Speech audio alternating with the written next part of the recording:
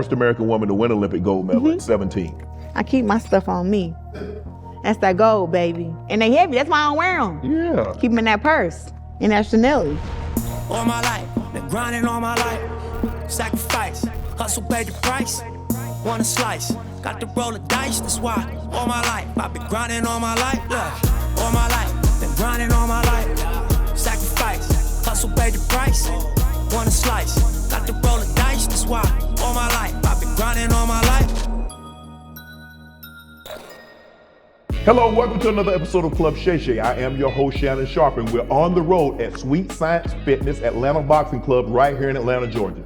The lady that's stopping by for conversation and a drink today is one of the world's best active female boxers, pound for pound. With an undefeated professional record, she holds 19 major world championships spanning 5 weight classes. She holds the record, becoming a 2, 3, 4, 5 division world champion in the fewest professional fights. She's the first and only fastest boxer in history to hold 4 major world titles in boxing in 3 weight classes. She's the first ever undisputed women's heavyweight champion. She's the most watched women's professional boxer in history. She's the first American to win Olympic gold medal. She was 17 years of age and she won back-to-back gold medals. She was inducted into the USA Boxing Alumni Association Hall of Fame. Her gloves were enshrined into the International Boxing Hall of Fame. From Flint Street to global fame, here she is, the GOAT, the greatest of all time, Claressa Shields. Larry Holmes used the jab. He was trying to do damage. Yeah. A lot of people use the jab as a rangefinder. Klitschko, it was a rangefinder because he's trying to drop the right hand. Yeah. So he was, boom. That's what he's trying to do. Larry Holmes was, boom. That's me. That's my jab right Oh, there. so you tried to Power jab. Yes. Snappy, powerful. So I'm pushing. Almost. Or am I? So we gonna bend your leg some. There you go. And put some of the weight on your back leg. foot? Okay. On the back leg, because what you're gonna do when you push off, you wanna make sure that your weight stay in the middle of here. So when you push off, you're going forward, but you still just take a little step. Okay. So you can back up some because you're real tall. Right. So Okay. get your stance together again. Let me see. Put your arm out there. Yeah, so when you take your step, you're gonna hit the bag. You're gonna take a short step, probably it's about right there. Go. That's a good jab. So you pushing off For that the power, back you foot. said like I hit a drum, ain't it? It Like I hit wasn't the hard back. as a Yeah. You see that? Hey, they gonna feel it though. See, I'm just waiting. So that's one of the ones that that's like a flicker. Yeah. If you push off your back leg the way that you really want to push off and really get it, that is gonna stick them. Okay. You know what I'm saying? Like make them say what's up. Okay. So if That I'm one. boom. You saw that grip. You saw that power. That power. You have more power if you push off that back leg and then when you throw your right. So when you got this hand here, get that hand up. Because you don't want to hit your chin. Get knocked Yeah, down. you're right. You got So you're going to pull this shoulder back, switch positions, and put that shoulder in front. Oh. That's where the power comes. Okay. Right there. But keep that foot down. You're not moving this foot up front when you throw it. When you go 1, 2, push it there because you're pushing off both. So 1, 2. Okay. Switch positions on them shoulders. Let's go. So Bend your legs some. 1, pull it back. Boom. Yes. Oh, okay. Yeah. I know you're going to feel that power. Yeah. No, I don't want to feel it. I want them to feel it. Well, you're going to feel it when you throw it. Okay. To make sure your jab is up here. Okay. Where your head is at. Yeah, okay. 1. Boom, boom. Almost. Try again. Go. Ish. That was more stronger. Let's go again. One more time. Your jab a little soft. Boom, boom. That's. Ooh, you said it ain't stopped yet. It ain't stopped moving yet. Claressa told me that jab soft. You said, yeah, you see the bag still moving. Yeah, I hear that listen. 30 seconds ago. You definitely shaking it up. Yeah. So now that we got that jab, we got that right, we're going to get our hook. We're going to pull this shoulder back now and make an L with this hand. An L, uppercase L. Yeah. There you go. All right, so let's try it again. 1, 2, 3. And make sure that when you twist back on that hook, it go from here, So it's got twerking the hip and the shoulder. throw my back out. Yeah, watch yourself. All right. Let's go. Keep that foot down. You moved it. Keep that foot right where it's at. So it's supposed to be, so I just pivot with it. Yeah, you can pivot, but leave it where it's at. But I don't pick it up. You don't pick it up. Don't pick it up. Okay. Back up some. Let's go. I need some raps. Throwing that hook, man. Hey, the hook is a real sneaky punch. Yeah. Everybody worry about that jab, that right hand, but if that hook, No, that on the uppercut. the uppercut is coming. Cause that's the one you don't see. Yeah. See, sometimes you can catch that hook coming out the. Right, because it's up top, but this one coming from under. Touch you right on that button right there. Yeah. You sweating already. Yeah, you see that? You Man. sweating already.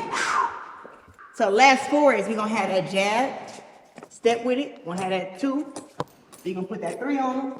And the uppercut, there, see everything gonna be on top. 1, 2, 3. But the uppercut, you making a U here. So it's coming from here.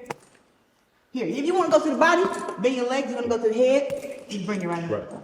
So the jab, boom, boom, boom. But keep your chin down. Yeah, okay. When you throw that uppercut, you don't want to come here. Oh, Keep your okay. chin. Boom. And throw that uppercut. You're going to just twist it so put that hook up front. Put that hook up front. Boom. Now when you twist here, boom. Make this an uppercut. And you're going to hit on the 4 knuckles right there. That's your uppercut. Man, I hurt my wrist throwing the hook. Oh, you put that twerk on it. Yeah, I did. Is your- Keep Keep your fist closed. Keep your fist closed. Yeah, Make sure you don't have them open. I did. That's what happened. Okay, well, I don't be hurting my hand. I only hurt my hand whenever my hand is open, or it's not like when you close it all the way. It shouldn't hurt. Well, I think what it did is that I'm gonna have to Well, somebody get hurt. throw a soft one.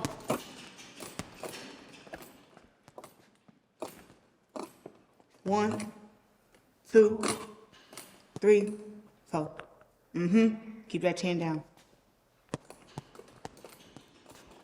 You done threw like 7 punches. 1, 2, 3, 4. We'll bring that uppercut right here, So, right there, in the middle of the body. but I'm trying to hit him on his chin, Claressa. Oh, you going to the head? Yeah. Oh, well, you're still bringing it up. Just don't bring it over here. Okay. The head is where your head is at, Okay. right? Because you So, line them up. 1, 2, 3, uppercut here. There we go. Perfect. That's actually pretty good. That's pretty good. They really not ready for Shay. They ain't ready. They really not ready. They really not ready for us. They ain't ready for us, for real.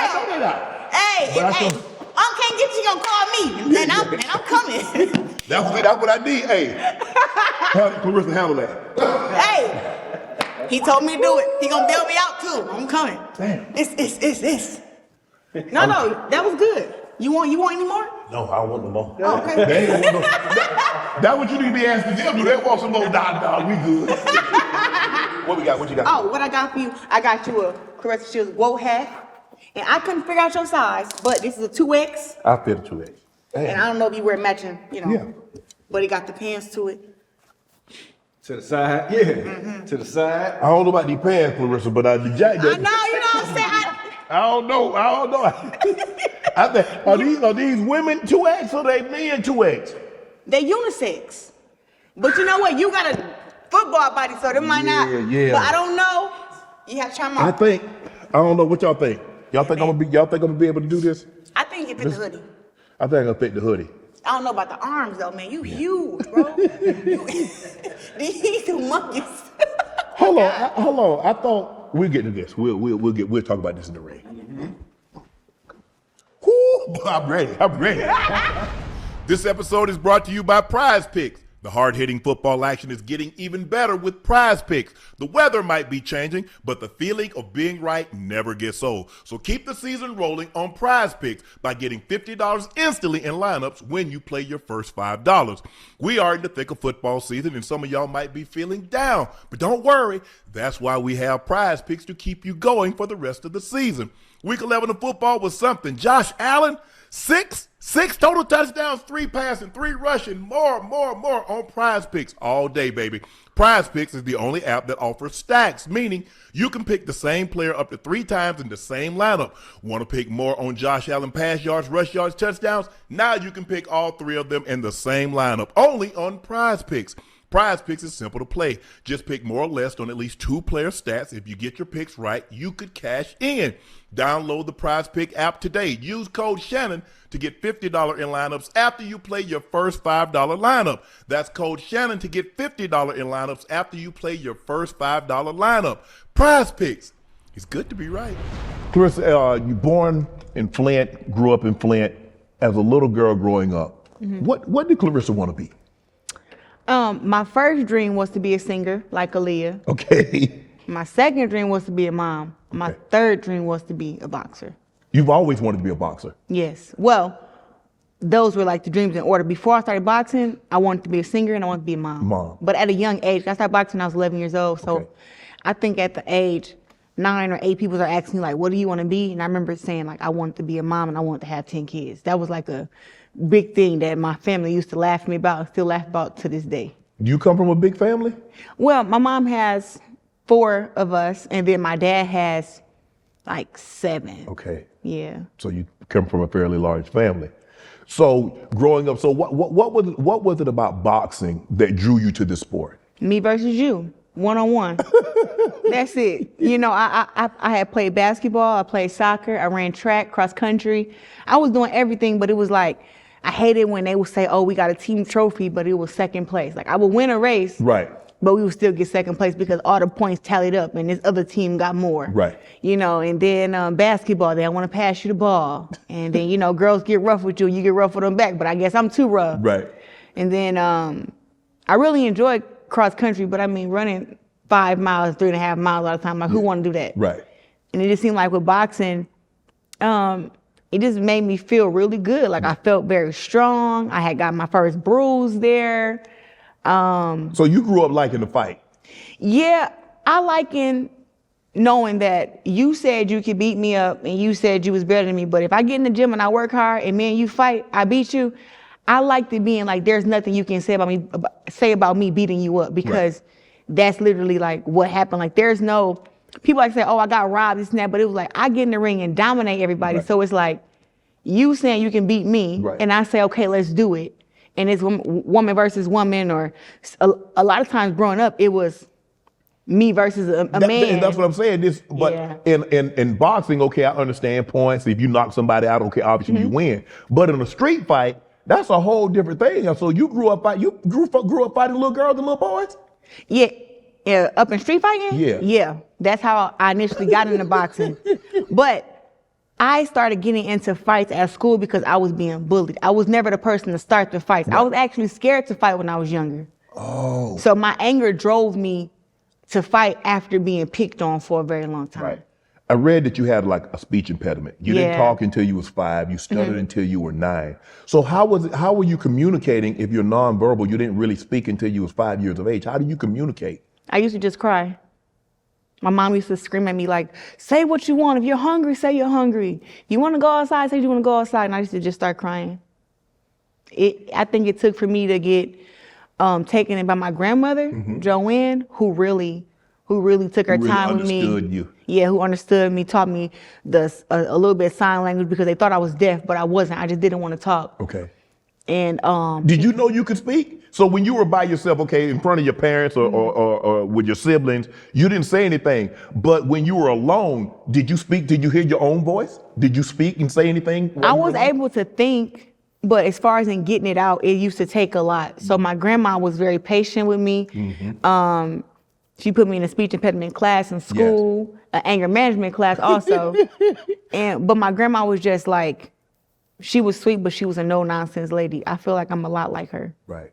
Because the thing is, I had a cousin that stuttered bad, and my grandfather used to always tell him, and not in the nicest way, slow down, start over. Slow down, start over. Think it, then say it. Right.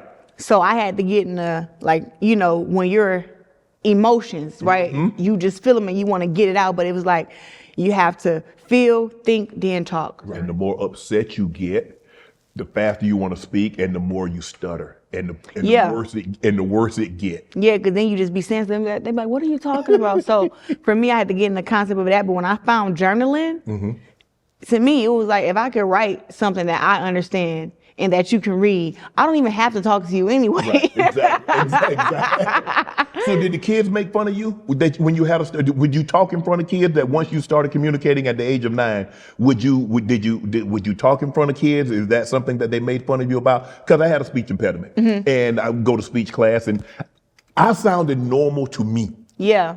Because to my ear, I'm like, okay, bro, what is it? Why is it that you guys say about what are you saying? I'm saying the same thing that you would say, but I didn't get it. Right. No, so for me, that's why I got into a lot of fights. People making fun of me stuttering. Mm-hmm. People making fun of me how I used to talk and how fast I used to talk, because my mom talks really fast. Right.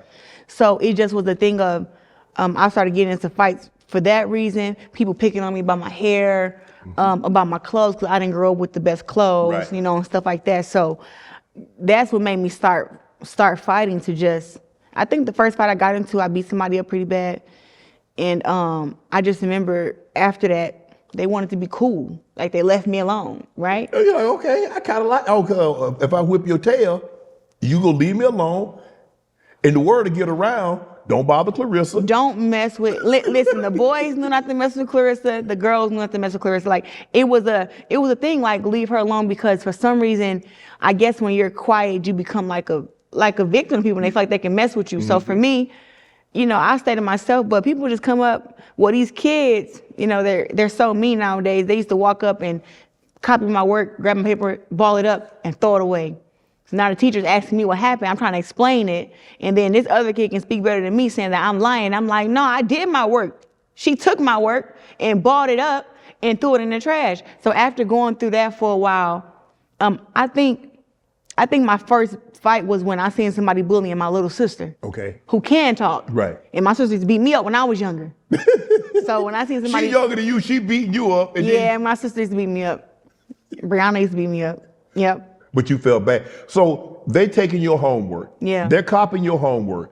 Taking it, then balling my Balling your homework, throw it in the trash. So now when it come time to turn the homework in, you ain't got no homework, they got homework. Yeah. You trying to explain the situation. And the teacher's like, yeah, this is a situation where the dog ate your homework. I get it. Yeah. Well, she's believing the other kid because they're getting it out. And I'm stuttering like, and I'm like, you don't know what I just said? Like, she took my stuff, copied it, bought it up and threw it, and it seemed like that used to aggravate me. So I think I threw a chair at a kid before, not a teacher. Damn. You Listen, had anger issues. I had really bad anger issues when I was a kid. It took a while. I think probably like 16, 15, I finally was like, okay, I got control of this. Right. Yeah, it took a while. You mentioned your dad was in prison. You say Yeah. you didn't see him for the first time until you were 9 years of age. Yeah. Did you understand? Did you know why he went to prison? And did you understand that him being incarcerated limited your ability to see him? So growing up where I grew up at, nobody really had a dad. Okay. So it's like, you don't miss out on something that don't nobody else have either. Right. So it was like the community, like we all just had our moms, and you can't miss something that you never had. So my dad went to prison when I was 2, got out when I was 9. And when I met him, I mean, honestly, meeting him gave me a whole new perspective of who I was. Like my dad laughed really loud. And I used to wonder, like, why is my laugh so loud? Why am I so, stern and mean? And my dad is the same way. Like, I think I get a lot of my attitude from my dad, and I get my sassiness and my fast twitch from mom. Right. Yeah. Did you know who he was when you saw him? Yeah, I had seen pictures of him for a long time, and we look alike. Right. So I had seen pictures of him, and when I met him, and he started talking. When my dad first saw me when I was 9, well, he saw me when I was 2, but when he saw me again when he got out, he just started crying and smiling real big. And he had braids, he had cornrows to the back, and they threw like a big old welcome home party for him. And when my dad seen me and my sister, he just started crying, and he hugged both of us. And that was probably the first time that I really like let a grown man hug me, because I was more of like, don't nobody touch me, But my dad came home hugging me and giving me kisses all the time. He used to make me kiss him on the lips. I'd be like, ugh, kiss your lips. And then I think one day I bought my face up when I kissed him. He said, why you do that? I said, Dad, you breath like cigarettes. Like, just can we kiss on the forehead or something? He was like, yeah. So now whenever I see my dad, he see me, we kiss on the forehead. We don't kiss on the lips no more. Was it? Did kids make fun of you about your about your dad being in prison? Was that something? Did anybody know? Did anybody know your dad was in prison? Nobody cared because nobody had their dad. Right. We all was in school and we talked about our moms. Right. You know what I'm saying? Like our mom gonna pick us up. Mom gonna parent teacher conferences. You know, it was our mom that was involved in our life. So nobody just like I was saying, like how can you miss out on something that you never had? Right. Now that I have my dad, when my dad did get in my life, I did want to spend more time with him and be around with him more. And, you know, my dad taught me how to run to get in shape for boxing. Right. You know, he'd be on his bike or in his car, and every other block he'll have me sprint. He just had his whistle that was so loud and annoying. And when he blew the whistle, that's when you sprint. Hit it. That's when you sprint. So my dad would tell me I ran 2 miles, but really I ran 4. And my dad was like that. He tricked you to run it farther than what you thought you was going. Let me ask you a question. I mean, and I think people that go through things, they're the best people to give advice. So what advice would you give young kids dealing with a situation that they have a parents incarcerated and to deal with that they're not going to be around? They don't know if it's going to be a year, 2 years, 5 years. Like you said, it was 7 years in between you 2 years old and now 9 years old and dealing with your dad. How would you advise kids to move forward? Obviously, each situation is different. Yeah. But what was some of the advice that you would impart on this younger generation? For me, I don't think that any of us can control our childhood, you know, because we're kids. You know, but I think that long as kids understand that you make the decisions for your life. Whatever, like I think the younger you start, the better. So if you want to be a dentist, a doctor, a scientist, whatever, nurse, you can start that at a very young age. And I don't mean like start having a job, but I mean like start making those choices that will get you there. Knowing that when you get to a certain age, nobody controls your life anyway. Right. I mean, I moved out when I was about 13 and I was living with my boxing coach. Right. So that was a decision that I made because I'm like, you know, the Olympics is in 4 years. So I got to start getting ready for the Olympics. So I always tell, like, my advice is know that it doesn't matter who your parents are or where you come from. Your life is about your decisions. Right. And I grew up poor. So me always believing in God and getting baptized with Jeremiah 29:11, you know, for I got other plans I have for you, plans to give you a hope and plans to prosper and have a great future. And so that's how I thought about, like, right now, things may be going bad, but it will get better. So I always tell kids, like, listen, whatever you want to be, your life is your life, no matter your situation or your circumstances. You can have crackhead parents, you know, parents who abuse alcohol, drugs, whatever. But how you decide to make your life is on you. And when it turns out good, you can say you made the right decisions. Right. You know, that would be my advice. Now, you know your aunt gets sentimental around the holidays. Every year, my family got one tradition. We crowd in Granny's kitchen. Everybody's talking loud, laughing, playing spades, trying to outcook each other. And you know what? I've got pictures to prove it. In Granny's sweet potato pie, my nephew wearing that same ugly sweater every year. That's good stuff right there. And you know what if I told you? You can relive those moments every single day. That's what Aurora frames can do. These digital frames bring your favorite memories to life right there in your living room. You just download Aurora app, connect to Wi-Fi, and boom, unlimited free photos and videos. And the best part, you can keep adding new ones from everywhere, anytime. It's like sending love straight to someone's wall. So if you're thinking about the perfect gift this season, start early, the way you got time to curate it. Add those photos, maybe even start a new tradition this year. For a limited time, visit auroraframes.com and get $45 off Aurora's best-selling Carver matte frames, named #1 by Wirecutter, by using the promo code Shay at checkout. That's auroraframes.com, promo code Shay. This exclusive Black Friday Cyber Monday deal is the best of the year, so order now before it ends. Support the show by telling them Club Shay sent you. Your mom, you mentioned your mom. Your mom had a drinking problem, battle addiction. Mm-hmm. What was that like? Because like little girls, a lot of times little girls want to be just like their mom. They, you know, hair. That ain't what. You said your life really turned around when you went and lived with your grandmother. Yeah.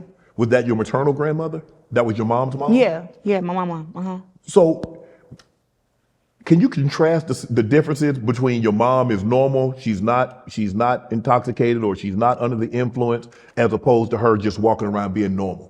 Well, my mom is a lot like me, but she's way more quiet. Okay. My mom don't hug people. She's really quiet. She don't say much. She just kind of observe everything. And she's very sassy. She's very sassy, okay? Okay. And sometimes she can be a pushover. You know, sometimes to her friends and people that's close to her, she can be a pushover. Trying to take advantage of her. But when she get that liquor in her, she Mike Tyson. What? I'm telling you the truth. Listen, my mama will knock you upside your head quicker than you can. Hey, listen, if you did something to her when she was sober, when she used to drink, she'll let you know. And it could be a month ago, 2 months ago, you been and forgot it even happened. Maybe she called you ain't answer the phone. Maybe you did something to her. And I'm telling you, she gonna remind you when she get that stuff in her. And if you around, she gonna go upside your head. She go upside your head with that cane she got. Listen, my mama will hit you. She ran on me one time with that cane. I said, Mama, chill out for real. Yeah. You know, but that's the difference though. Like when she used to drink, she used to get real aggressive, real mean, and my mom can really fight. Like she can. So you get it from your mama for real though, huh? My mom and my dad used to underground street fight, but my mama, she like, I don't know. It's like she starts the fights, kind of like my little sister. You know, like they be starting the fights, and I'm like, what's wrong with y'all, man? Right.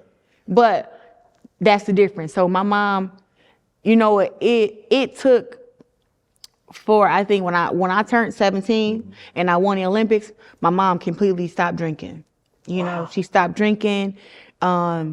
She became more like, now she like to hug me sometime, all that stuff, but she never was like that. Wow. When I won the Olympics, I feel like it made her feel like she was proud of you, huh? Yeah, she did something good. And I want her to know that she did do something good. Right. And that I turned out to be all right, even though my childhood wasn't all that great. Have you ever had a conversation with your mom about what transpired in your childhood and what went on? You had a conversation with her. So what did she say? Did she apologize? Like, Claressa, I'm sorry. I know I did the best I could. I might have not been the best mom, but I just want you to know that I loved you and I'm proud of you. Well, when I was 5 and I had got, you know, the R word. Yes. You know, families don't talk about that stuff for a long time. So when it happened to me when I was 5, we didn't talk about it till I was 16, almost 17. So when we talked about it, me growing up as a kid and being taken in by my grandmother and living with my grandmother most of my childhood after being 5,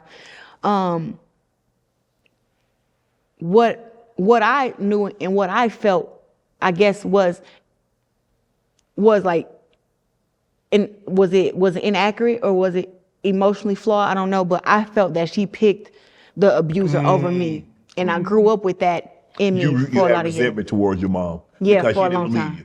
Did you tell her? Well, I told my aunt, and my aunt told my grandma. That's how I got taken by my grandma. But from my knowledge, I thought that I had to move with my grandma because my mom chose him. That was what That's what you interpreted it as. Yes, because you know they say keep kids out of grown folks' business. So I'm just with my grandma. So I go from being around 4 or 5 kids every day, my brothers and my sisters, to now with my grandma and just me and her. You know how it is with grandma. Yeah, grandma's straight. Grandma just cook and you watch movies and you don't go outside much. A grandma is, you know, she's grandma. Absolutely. You know, and so. That was how I interpreted it. So when I was like 16, I'm doing all these interviews, getting ready for the Olympics. I just beat the world champion, Mary Spencer. There's a lot going on. And they kept asking me like, you know, who are you? How was your upbringing? And I just was like, listen, I had a rough upbringing, but that's all over now. I'm about to win the Olympics. Right. But for some people interviewing you, like, that's not enough. No. Right. So they kept digging. They really wanted the tea. Yeah. So they kept digging and digging. And I was like, I don't want to tell anybody about what happened to me because 1, I don't want to make my mom look bad, but then 2, if my mom, you know, didn't believe me or took his side, then what I'm gonna look like telling the world that and they don't take my side, you know, or they don't understand or believe me. So I spoke with my mom about it, and you know, she let me know. She told me that she broke up with that guy after a year after it happened. She couldn't believe it.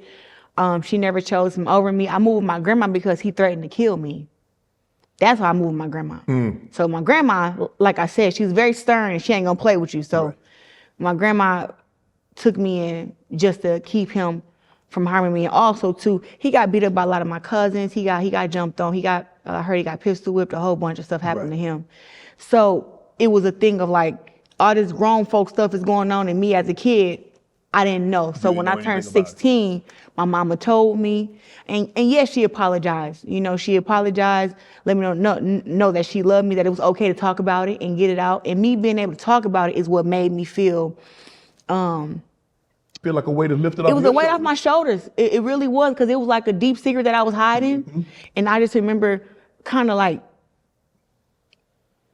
I don't know if I was blaming myself or what, but it was like, dang, I always felt like, you know, like I wasn't good enough to be with my siblings, to be with my mom. But I'm grateful for my grandmother, because she, taught me how to clean up, you know, shower, keep your clothes together, fold your clothes, hang your clothes up. Taught me how to cook. You know, like my grandma. You already talking about you wanted 10 kids, so she's like, well, you want 10 kids, you gotta sing. My grandma wanted me to sing. My grandma used to always give me mic sets for Christmas and try to make me sing and stuff. But I was always shy, because I was singing in front of her. But when it came, like, you know, like when the family come around. Together like, Claressa, get up there and sing. Nah, I ain't doing that. My grandma used to be like, Coco, I said sing. I'm like, oh, so that was your nickname, Coco? Coco. That's why I wear it on my shorts. Okay. On my shorts, yeah. I think I read where you said that your mom would get intoxicated sometimes and you would walk around for days looking for her. Yeah, we have to go get her, yeah. You're a child, Claressa. Do you really did you realize at the time, I'm a child, that this wasn't normal? And I understand that you said most kids in Flint didn't have their father, but most kids in Flint probably wasn't walking around the neighborhood trying to find their mom either. Well, it's me and my sister, and I'm the second oldest out of my siblings. Okay. So I have a big brother who's 4 years older than me, but I'm like his big sister too. Right. He called me his little big sister. Right. So I've always kind of like been the oldest. So when it comes to our mom, my job has always been to protect her. Okay. So if she gone for a couple days and we don't know where she at and we don't know about her safety, we're not gonna call the police and stuff. We get out there on the streets and we go find her. And it was always a thing of, my sister spent more time with mom than me. So I would tell her, think of your memory, what houses y'all went to and what streets, because Flint ain't that big. Right. Flint, 10 minutes north, 10 minutes south. 10 minutes east, 10 minutes. So you can walk around the whole Flint probably within 4 hours. Right. Just walking around and hit the whole thing. So that's just how we used to go get her. And when we go get her, everybody knew, like, I was real mean. Like, I was real mean, I was rough, and I would fight you. So people knew, like, hey, I'm here to get my mama. And I go on there, I get her, and we go home, and like I say, you know, but she was grown, she was always good, but it was more of a thing like, it was my job, you know. Sadly, it was my job, and I wouldn't choose anybody else to be my mama. Like, my mama she's a great person. You know, she just dealt with something that she couldn't defeat at the time. Do you think that's one of the reasons why you're as resilient as you are, is because of the things that you had to overcome in your own childhood? Absolutely. That's why I have a no back down attitude. I don't take disrespect. I know that mentally I'm tougher than a lot of people. I know the heart that I got, other people don't got it in them, that they couldn't survive. People talk about me inside the ring, you know, but outside the ring, I know that people couldn't make it through what I made it through. And then when it come inside the ring, and then that carries, I got a no quit attitude. I'm very tough. I'm very skilled. I'm mean in there. And I don't take no for an answer. I don't back down. So I know that with all of that together, combined with hard work and prayer, that's why I'm undefeated and unbeatable. Growing up, did you cook as a child? Did you learn that, or did you, once you got older and had to cook? Because I read that your mom used to sell, to fuel her addiction, that she would sell the food stamps. So now that makes you did your research. That makes it very, very difficult for you to get food, because you're reliant on that assistance. Yeah. And now, man, what are we gonna eat? And you have to make something out of nothing. Listen, when we didn't have food stamps, I wasn't really that good at cooking back then. I probably hadn't had an idea from watching my grandma. But me and my sister and my brother used to split a pack of ramen noodles. We break it down in 4 pieces. We'll cook it, and that's how we used to do it. I used to go without eating a whole lot to make sure that they ate. Wow. So that was but like I said, I'm the big sister though. So it's not a thing of, I kind of felt like, once again, like that's my job. Yes. Like I just moved my little sister to Atlanta, her and her 3 kids, 2 weeks ago? Yeah. She has an apartment 5 minutes from me now. Right. Like I don't know, it's not my job to take care of them, but it's my job to make sure that everybody is good, if that makes sense. That's normally the oldest daughter. She normally takes on the mother's role. My mom is the oldest, and so when my grandmother would go to the fields with my grandfather, it was my mom's job to raise the other kids. You took that on. Okay, my mom's not here. Now I got to be the mom. I've got to make sure they're dressed, get them ready for school. I've got to make sure I've got to find. I just want everybody to turn out all right. You know what I'm saying? Everybody ain't gonna be famous. Where did that come from? I mean, I just love my siblings, and they love me before I had anything. I think me and my sister are the complete opposite, but it's needed. It's needed, you know. I'm like sunlight and she like darkness, you know. And Right. but I think that, you know, before my fights, if my sister don't call me or she not in the back room, I don't really feel like the beast that I am. Like she's seen the beast before the makeup and the hair. Yeah. And I always like for her to remind me of that. And sometimes she in the back room, she like, hey, if you don't whoop her ass, I'm whooping your ass. I was like, all right. Even though you can't beat me up no more, but it still sounds good. You know, so. So let me ask you a question. Like when you were like hungry, did you eat a lot at school? Because I mean, the school lunches. We definitely relied. Bang though. We definitely relied on the school lunch. And listen, I have friends. I'd be like, hey man, let me borrow $1. I'll pay you back. Never. And some of my friends still be like, you know, you owe me $1.25 Right. from when I bought you some pizza. I'd be like, I really don't remember. Your grandmother passed away. Do you remember where you were when you got the news that your grandmother had passed?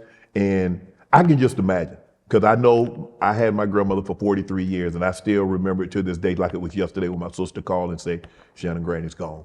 So because the woman that gave you basically everything but life, she took you in when you were at your most vulnerable, when you were at your lowest, and she helped you become the woman that we see sitting here today talking to me. I can't think about, you know, my grandma was my best friend, and when she passed, it really hurt my heart. You know, I really wanted to go with her, you know, because I was just like, I got to be stuck here with the rest of this stupid family, and she was the best one to me.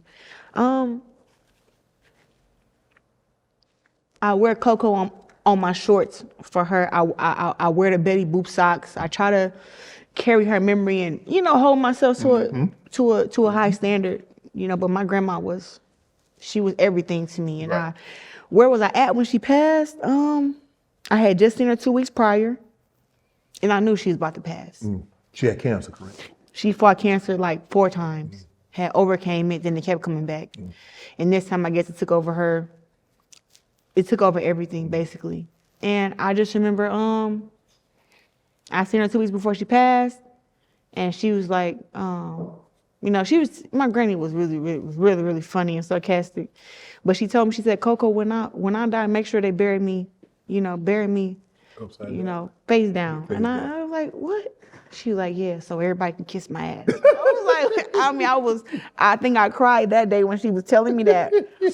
But I remember when she said it, I started laughing, and she was like, for real, Coco? She said, at my funeral, don't be letting everybody come up and kiss and hug on me. She said, you know, I ain't like people, I don't like these people. I said, Grandma, you gotta stop, you're not going nowhere. And then, but she passed probably 2 years before I won the Olympics. But she knew I was going.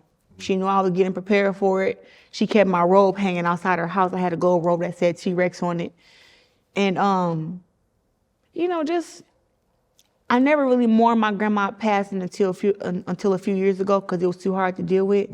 But her birthday's coming up November 5th, 6th, and she passed away December 21st. So November 5th, I think it's November 5th or 6th, one of them days, we're gonna celebrate her birthday. I always had a family come. We're gonna do a big dinner. And then on her day that she went to be with the Lord, December 21st, we let off balloons and everybody say what's their best memory of her. And we all got some funny memories with grandma. So, and I can say that I was a favorite. You know, my grandma loved me, and she let me know back then, you know, that I was that I was worth the trouble. You know, she let me know that even though I was different, she was always talking about equal rights and equal pay for women. This is when I first got into boxing, and I really didn't understand why she was preaching it so much to me, but she was always on it, and it kind of prepared me for when I turned pro, for the inequality that we have to go through and all the fights and the challenges that I had to overcome. I feel like she mentally, she prepared me, because the stuff that she was saying, I kind of was like jotting down in my head as notes. So, and it really helped me in the amateurs to get equal pay for the women who was on the Olympic team. So it really helped them, but it's just something that she kind of instilled in me on stand on your word, finish what you start. Losers never quit and quitters never win. Like, my grandma instilled a lot in me, you know, and she just was like, always, hey, try to talk it out, but if you can't, lay them out. If you can't talk it out, lay them out. And and I'm a true believer in that. I think that I'll try to squash a whole lot of beef with people, and it's like, you know what? You just got to fight. This ain't gonna work. We can't get along. We gonna get it on now. Get it on. Let's go. Claressa, you've overcome a lot. I mean, in background and researching you and reading your story, you tried to commit suicide twice at 13 and 16. What was going on so bad in your life that you say, you know what? It's better if I go someplace else than have to deal with what I'm dealing with here. You know what? I think that at 13, I was just angry, you know, kind of confused about, like, why am I a kid having to go through all of this stuff, you know? But I think at 16, when I tried to do it, it was simply because, heck, I thought my chance to go to the Olympics was over. It wasn't because I was still undefeated, but I think two or 3 weeks before this big tournament to fight my way to the Olympics, my mom, you know, being intoxicated, a door fell and hit me right on the eye, like a corner. It fell, like it was off the hinges, and it fell. It made my eye real big. I couldn't see out of it. And this tournament was up in 3 weeks, and this was my only chance to make it to the Olympics. So that's when I was like, if I can't go to if I can't fight my way up out of here, and I gotta stay here because this didn't happen, you know, I would rather just go. And I was gonna cut my wrist, and I was in the closet, and I called one of my friends. I made a post on Facebook or something, and one of my close friends, Aaliyah, called me, and she was like, whatever you're thinking about doing, don't do it. She was my best friend. She still is one of my best friends now. And I was in my closet, and she was like, I was sitting down. She was like, go in the closet, go and pray. She like, what are you doing? I'm like, listen, I got this knife. I'm tired of being here. Like, if I can't fight my way up out of here, I'm not about to live like this. It's over with. And she was like, go in your closet and pray. And she spoke to me on the phone for hours, and I fell asleep in the closet, woke up, eye still closed, still big as hell. And I just remember my mom she was sober now, she came, you know, and asked me what happened to my eye, and I was like, you did it. The door hit me in the face when you was acting crazy or whatever. And then I just remember from there, and then my coach came, and he was like, we're gonna have to ice this, and you may not be able to go to the tournament, blah, blah, blah. And I believe I think my eye stopped being black maybe a day before that tournament started, or the day of. But it was like, I still went and fought 5 days back to back and fought my way to the Olympics. And that's all I really wanted to do, you know, at 16. I don't think, looking at it and people that go through, obviously, when people decide to take their own life, it's because they're in a lot of pain. But I don't think they realize the pain that they're in. Imagine that the pain that you do to the people that's left behind. No, absolutely. Because they're asking questions. What is it? What was going on so bad? And now, for the rest of their lives, they're asking these questions, and they're having to deal with the pain that you thought that you couldn't overcome. I think that too, when I was that young, I felt like I didn't know what depression was. You know, we all know what sadness is and when we're mad, but we don't know what depression is. And, you know, depression is when you're having them suicidal thoughts, them bad thoughts, you know, them like, for me, when I went through depression, it was like I'm always a big advocate for myself and always speaking positive and uplifting. And then it's like, when you get depressed, that same voice that was being uplifting and that was being positive now is being negative. Now it's and then it's your voice. And that's what was hard for me to deal with. But once I, like I said, figured out, listen, you know, things, every day is not going to be a sunny day, right? But that doesn't mean that it's like mud either. You know, so I had to differentiate that, and then just know that, listen, it gets better. I always tell myself when I'm going through something, I'm like, there's somebody going through something worse. I always tell myself that. And people, when they come in with their problem, I say, you know what? It's somebody doing worse than you. And they think I'm being sarcastic. I'm like, I'm for real. It's somebody doing way worse than you. I just seen somebody sleeping under a bridge with a cover with like dirty clothes on. At least you in somebody's house and you able to lay down and get some food. They out there sleeping on the concrete and asking people, strangers, for money. It's people. There's always someone doing worse than you. And I always try to tell myself that when I feel like things are getting hard, and I tell people that who come to me complaining about things being hard. You go to the Olympics, okay, obviously the swelling goes down, your eyes is okay, and you go to the Olympics and you said you had to fight 5 consecutive days and you won and you make your way to the Olympics. I'm going to the Olympics. Lifelong dream, it's a culmination, but I just don't want to go. I want to bring that gold medal back. Absolutely. So now you switch it like, okay, I got to do this. I got to do this. So now, what's your mindset? I mean, it was no other option for me. I don't think I would have lived flying home with a silver or a bronze medal. I don't think I could have made it. Or no medal. Yeah, I don't think I would have been able to, because it was my dream since I was 13 years old to go to the Olympics. So now that it's finally here, I'm at the Olympics. I'm like, yo, this is. It was really surreal, and all I remember thinking is everyone around me, even close on the USA team, was doubting me because of my age. But I had the best skills, I had the most power, and I was the most determined, and I was one of the hardest workers. And I was like, I'm going to win this gold medal. And having my coach, Jason Crutchfield, with me, man. You know you couldn't lose if he did. Okay, listen, it's impossible. It was impossible then, and it's impossible now.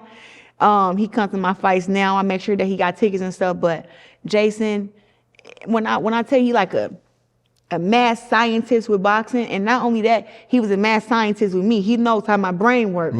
He knows what to say, when to say it. He knows how to communicate with me, even if I can't hear, if I can't see. Listen, they give me holding up, covering my eye because I can't see, and they be like, "How many fingers you got up?"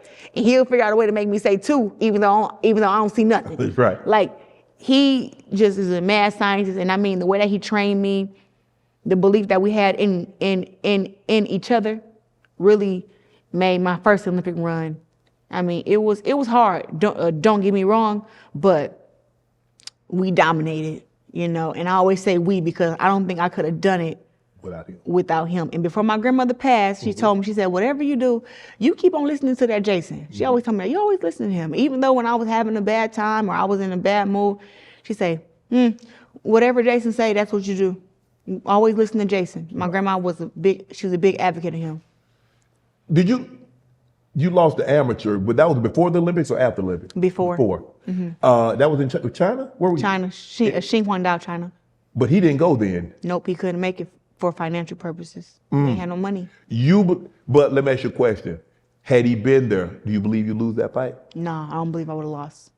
Because we wouldn't done our homework. We wouldn't knew how tall she was. We wouldn't know who was the judges. He made sure he did his homework all the time, and we always had a game plan. You know, he never let me get comfortable. He'd be like, this fight was good, but next fight you got to fix X, Y, Z. You know, so, but you know what?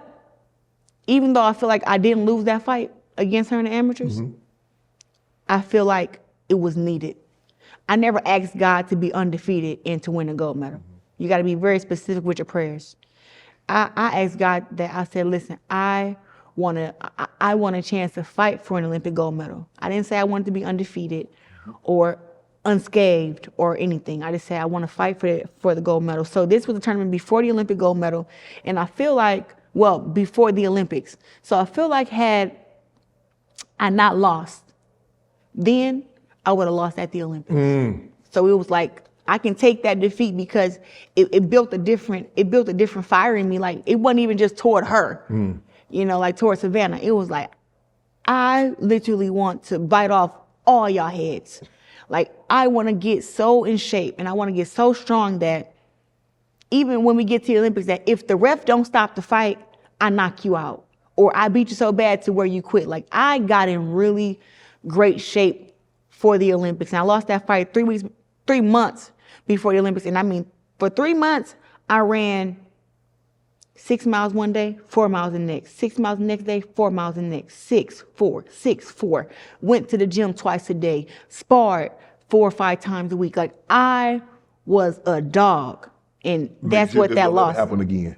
Yeah, I'm like, this will never happen again. That's why now I still train like a dog now. It's like, I'm always feeling like, train like I'm the underdog. Like I have everything to fight for and nothing to lose. Like, that's how I train, you know, but that happened then. And I was like, you know what? It made me a better fighter, and it made me just want to hurt people more, which is part of my job. Seems like you take the most pleasure out of that part right there. Yeah. People need to get hit in their face, Shannon. They get hit in their face, man. People be talking too much. Listen. They be selling the fight, Claressa. They don't really mean what they be saying. No. They be selling. They got to sell it. Mike Tyson said everybody got a game plan so they get hit in the mouth. And you know what? A lot of these internet folks that be on the internet doing this stuff, they wouldn't be doing that if we can reach through that phone and just give them a good old one. Do you be wanting to tell some of the people on the internet, say glove up? I do. But, you know, I have, though. I have. You know, a troll put up on me one time. She got the hands. Hold on, come on, Claressa. Nah, man. Nah, come on. Don't. Listen, first of all, the gym is a sanctuary. That's your home. So while I'm training and getting ready, it's best you keep the internet beef on the internet. Don't ever come to where I'm at, where I'm getting ready for a real world championship fight, fighting for millions of dollars. You want to come and pull up on me, talking that trash to me face to face. Oh, no, you wanted your ass whooped, and I'm going to give you just what you want. That woman ain't had no skills, though. She said she was a boxer. She said she could beat me in a fight. I'm an astronaut. But you know what? No, this girl had been trolling me for 2 years. Now, you know when somebody troll you so much that you recognize their face? Yeah. That was a situation like that. It wasn't just no random. So when she pulled up at the gym, you knew exactly who she was. I said, what the hell going on up in here? I thought I got set up. I said, man, wait a minute, what's going on? And then I seen her, I said, I walked right up to her. I said, what the hell are you doing here? She was like, I told you I'm gonna give you that work. I'm coming out. She said, I'm here to knock you out. Let's go. I said, what? In my mind. Speaking to you, said, yes. No, in my mind, I was like, what? But I told her off the jump I wasn't gonna spar with her. I said, man, I'm not sparring you, man. Get out, get out my gym. I'm finna train. And it was a sparring day. I had 2 dudes there waiting for me to spar with them. Right. I had 6 rounds in one and 3 with the other one. I'm like, man, I'm not about to spar you, gone. I'm about to spar these dudes. And she was like, got to being disrespectful, cussing me out. I started cussing her out. And get in the ring. Before I knew it, I just was like, well, glove on up then. I said, I ain't got nothing else to say. Go glove on up. She gloved up, I gloved up. Fight over in 30 seconds. You knocked out? I beat the hell out of her. She quit. I hit her with a big shot. She went down. Well, no, she was like covering up. I hit her with a big body shot, and I hit her in the head again. Then she like started doing something. I don't know if she was like taking a knee or what, but she stopped fighting back. And you know, me as a fighter, we don't fight folks who don't fight back now. Did I want to grab her and do some more stuff to her? Yes, but the sportsmanship and the classiness in me said, let this girl go ahead and live and get her on up out of here. Yeah, but you know what? I would love to do that to a bunch of girls that were talking trash, though. I mean, if they ever want to come to the gym and spar with me, I'll get in there with them just to make them be like, you disrespectful. You need to get in your mouth. You need to get in your mouth. Lord have mercy. I can't believe you. I can. I believe it. I know you do. Shannon, we live in a world today, too many folks is okay with being disrespectful. Too many folks. Yeah, they are. And I'm in a sport that where, listen, you talk it, then you walk it. Right. That's what opponents do. I don't even want to talk trash back and forth with you if we ain't gonna fight. It don't even make sense. That's why a lot of the internet beef, I be like, you know what? Let me go ahead and just sit this one out because she's not gonna fight me. She's gonna get on here every day, make subliminals, make posts, talk trash. She ain't really trying to see me. Nah, she ain't trying to see me because when I take this jacket off, these traps and everything about big as yours. Like, you know that right now. You see my shoulder? Yeah, I see. Yeah. Yeah. You win the first American woman to win Olympic gold medal at 17. Yeah. I brought it too. I keep my stuff on me. That's that gold, baby. Yeah. So this is the first one. Uh-huh. This was in London in 2012. Yeah. And then you go back to follow it up in Rio Yeah. in 2016. That's Rio. Uh-huh. Yeah. Man, they heavy. And they heavy. That's why I don't wear them. Yeah. Keep them in that purse. In that Chanel. So did you did you go back? So you go back to school and you a gold medalist? Yeah, in the 12th grade. You were in high school, so I was popular. You were popular? Yeah, I was popular. All the guys wanted to holler at you then, didn't they? They wanted to holler at you. Said, nah. They been trying to holler before the makeup and the hair. Been trying to They holler. trying to get at you like that, Claressa? Listen. So that's why you Coco had him hot. Coco was hot, you know. But no, I was always too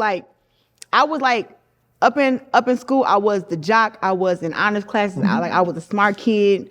I was famous. I had a documentary crew following me around. Right. So it was more of everybody knew me. And I was still, at the time, only thing I was confident about was boxing. So I spoke highly about boxing, how I knock people out, beat them up. But I wasn't into the whole the glam, the real clothes the and clothes, hair the glam, yeah. Because I was in a gym full of guys, and all we cared about is who got around the track faster, Right. who sweated the most, who hit the bag harder, and who won in sparring. That's what we cared about. Right. Nobody was like, oh, Rest, you didn't have your lashes done today. Right. Or Rest, you got, you like, oh, you're sweaty and like your hair's in an afro. Nobody cared. I mean, they had seen me look that same way from the time I was 11 till I was 17. I mean, I went to the Olympics and wore the Queen Latifah Cleo braids to the back. Like, I wasn't trying to be no glam model. I was just trying to fight and win. That's all that really mattered to me. But your coach wouldn't allow you to have a boyfriend. And No. You wanted a boyfriend? I had a boyfriend. Oh, how you pull that out without him knowing? Well, lying. Duh. But I think of my biopic, the boyfriend I had, we had been together since I was 15, 16, till I was probably about 22, 21. Damn, that was a long time. I was a relationship type person. I mean, he was with you when you was, I mean. Yeah, but you know how these young boys is. Y'all the same age. But you know how these young boys is. Oh. And like I said, I was very stern. I don't play none of that. And I'm always too like a girl. Like if it's ever a thing between me and another woman, I'm gonna always tell you to go with the other woman. Yeah. Because the fact you thought about that, Yeah. you thought about me with another woman in your mind. You thought about, oh, who should I pick? Please don't pick me, because I'm a dog you. Yeah, I'm a dog you. Just you think you like me and her? You want to flirt with me and her? You want to lie to both of us? Oh yeah, I'm a dog you. Oh, come on. Don't be like that. Nuh-uh. Gotta give it to them how they want it. But that's why it was like, I'm more of I found out early on that I can't be a pimp. Like I can't be like a girl to have multiple guys and date them. You a one guy woman. That's it. I don't want to have multiple men, and I don't want multiple men having me and having somebody else. Like, no. And you gonna feel some type of way. Oh no, I'm gonna get rid of you. I don't play that. It's me or nothing. Okay, so you like me, we together, and we making this work. If you want to go out and cheat and stuff, I'm like, we don't gotta be exclusive, because I'm turning down all type of people. Yeah, because they try to get at Coco too now. I just want you to know. You know, I could have the roster too, but I chose you. But exactly, so that's why I'd be like, back then, I was like, nah, this ain't that. So he was there at the beginning, but he just. Did he try to come back? I ain't gonna put his business out there. Oh, yeah, he tried to come back. He tried to come back. But you know what? I don't think that no guy who I've ever been with has not. If I've always broken up with them, I've never got broken up with. Right. I've always broken up with them. So I feel like no guy I've ever been with has ever been like, oh, if I tried to get back with them or they want to get back with me, like they always tried to. Mm-hmm. So I mean, but I don't blame them. I'm fine as hell. Fine as hell, popping, Yeah, thick, you know what I'm saying? Natural, I don't blame them. Are you the first person in your family to graduate high school? No. My mom graduated.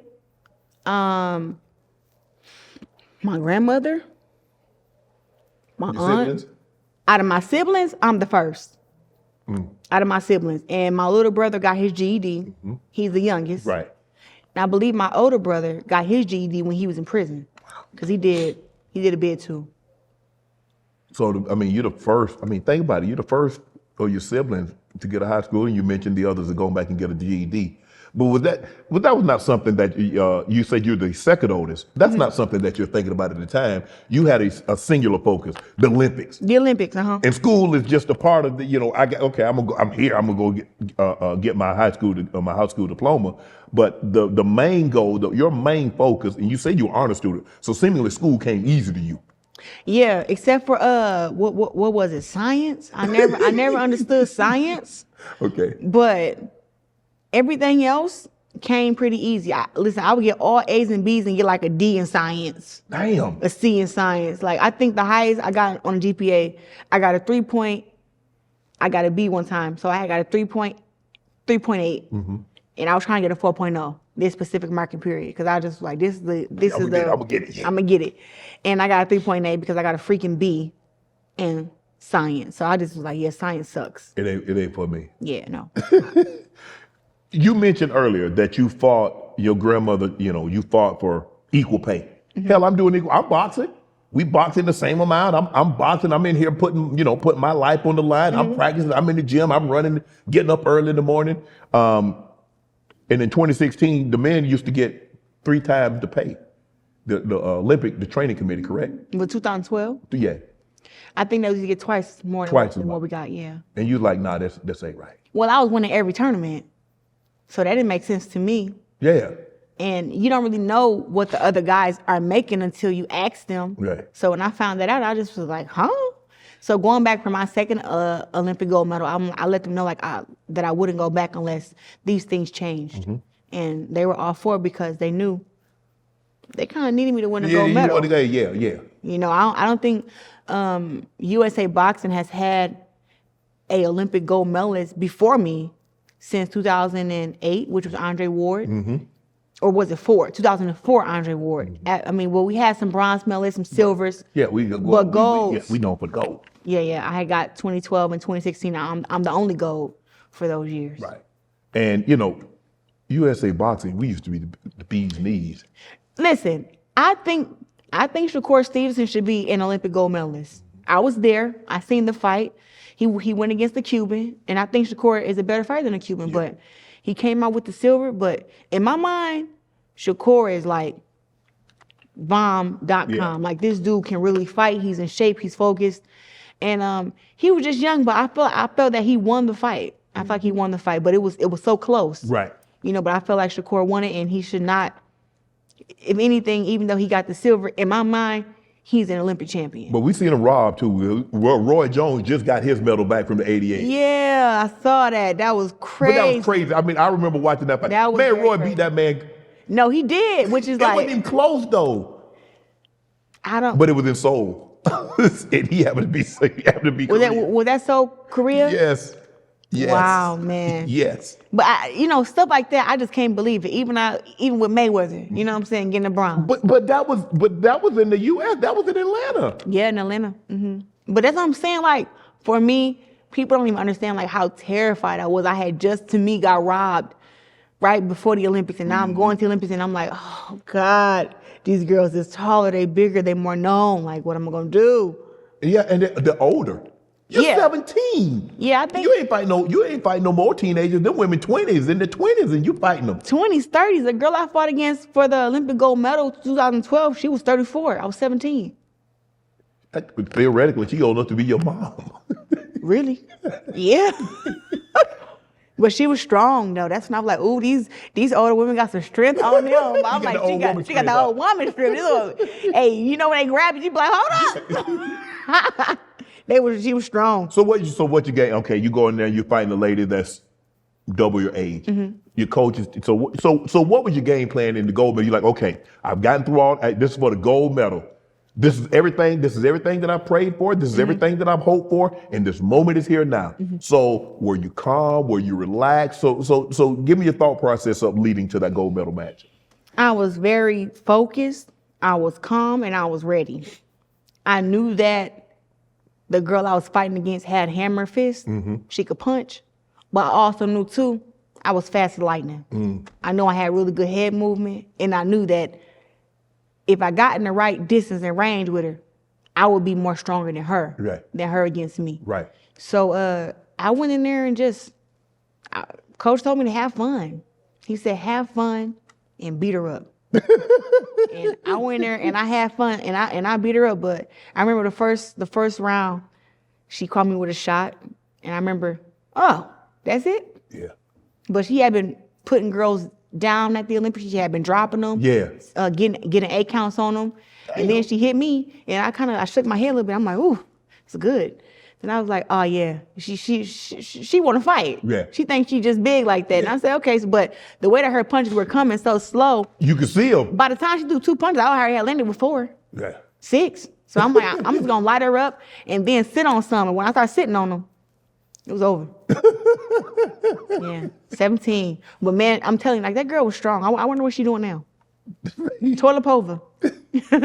So what country you think have the best fighters? America. Really? America has the best fighters. Even women? America.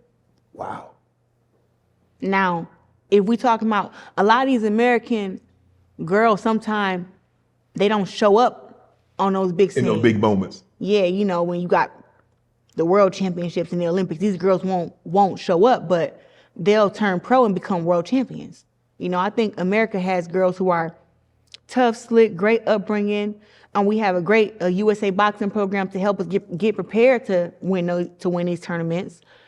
I think that the other girls in the other countries, they just, I don't know, maybe they're used to those bigger moments or something, but I feel like as far as in skill and everything, I feel like America has the best fighters. And then I have to say, second is the UK.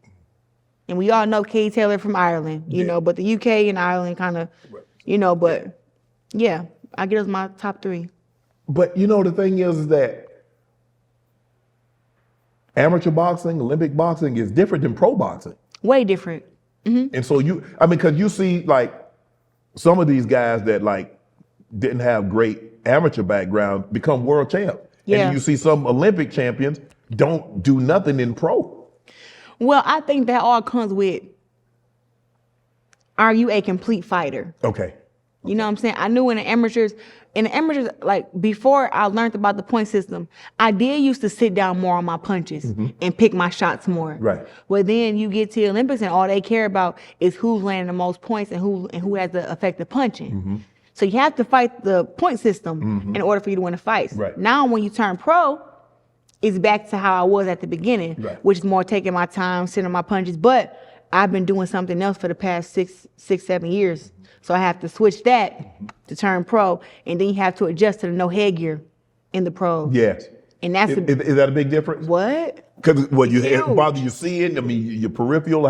You can see more with the headgear off. Okay. But you feel more too. Oh, absolutely. You know, you see amateurs getting there and fight on the inside and throw this combination. You're not gonna see that in the pros because hell no. You got headbutts. Yes. You got you got elbows. You got. Listen, I got hit with a shoulder in pro boxing. Right. A shoulder. Right. You know, she was doing something, and I came in, that girl and hit me in my jaw with her damn shoulder. So. You ever get mad in there? Like, you doing that now? Okay. I don't get mad inside the ring. You got to control it. I may look mad. Right. But I'm not. Okay. I'm actually very happy, and want to show off my skills, and show you what I got. You know, but I know that. I'm very strategic, so I know that once you get mad, you can't really think. Okay. So I don't think I've got mad in a professional fight since my pro debut, but that's because she kept pushing me on the floor. Damn. Yeah, but that's she must have been really strong. She pushed you down, Claressa. She was rough, but it was like, you know, you sitting there throwing punches, and then you just see somebody just go boom. So it was like, what the hell? I thought we was punching. Hey, did you tell? Hey, Ralph, you're not gonna say anything? Yeah, that's when I got mad. Last time I got mad, like, right? Hello? Last year, the big story in the Olympics was Algeria, Imani Khalif. Yeah. Transgender. Is it a transgender? That's what I mean. She's identified her whole life as if I'm reading it correctly. Yeah. She's identified her whole life as a female. Yes. As a woman. I think she was born with The XY chromosome. both parts or something like that? Yes. So the reason why I steer clear away from this because nobody knows the facts. Right. But I don't believe that in boxing, amateur or professional, that they will let in the amateur that they will let a male fight against women. Yeah. I just don't believe that. I believe that the story was taken out of proportion. All the facts weren't there, and that's what we got. But Iman Khalif fights like a girl. Mm-hmm. She does.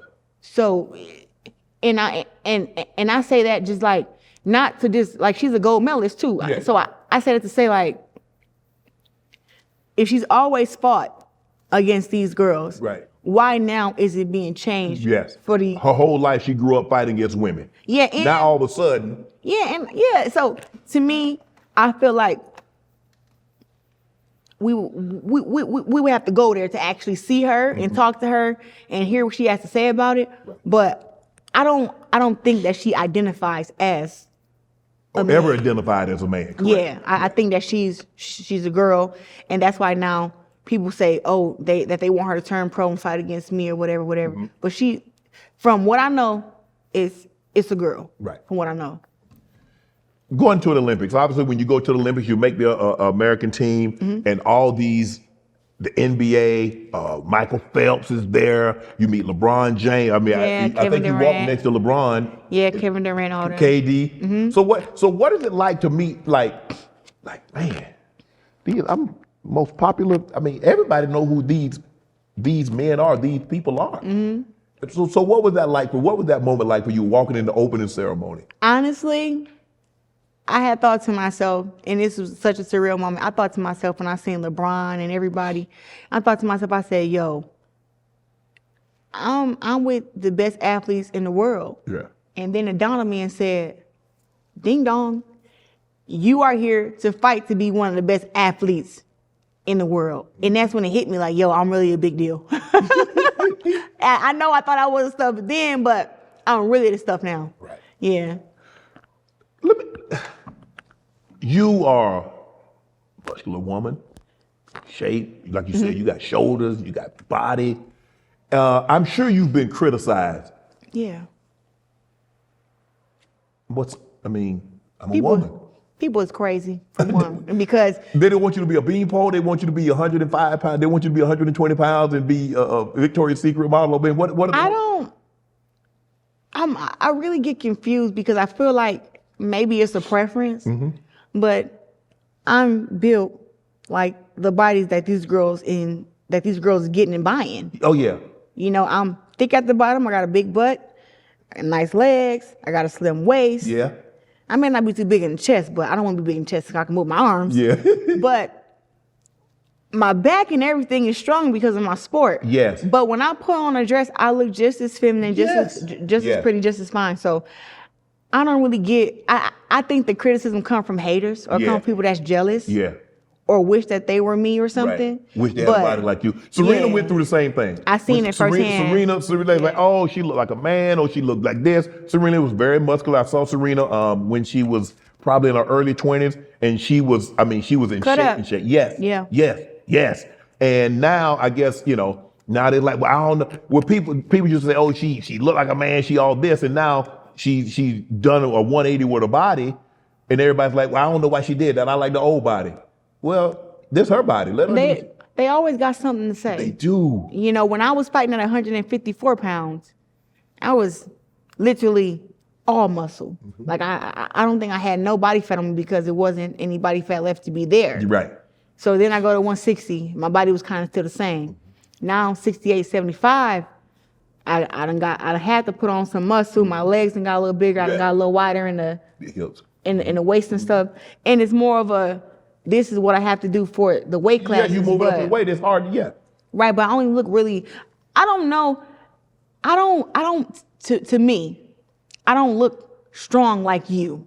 You know what I'm saying? Like, I mean, I look strong. I look in shape, but I'm not like, Yeah, no. But You they try to make very it seem feminine. like you that. look very feminine. Yes. You are a. I mean, women athletes, they have bodies, they have muscle, and they need that to have functionality. Yeah. So when I hear that stuff, long as I look in the mirror and I like what I see, that's what makes me happy.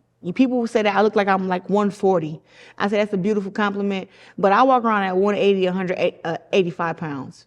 You know what I'm saying? I know that I'm stacked, and when it comes to the fight, I lose my weight or whatever, but I like walking around with my meat and having my stuff. Your man like it. Oh, Pap love it. Okay. I was telling him that I'm gonna fight at 160. He was like, "No, you're not." I said, "I'm for real." He's like, "Nah, we're not going on 160." I mean, but as you get old, as we start to age, it gets harder to take that weight off. Are you really trying to go back down to that weight?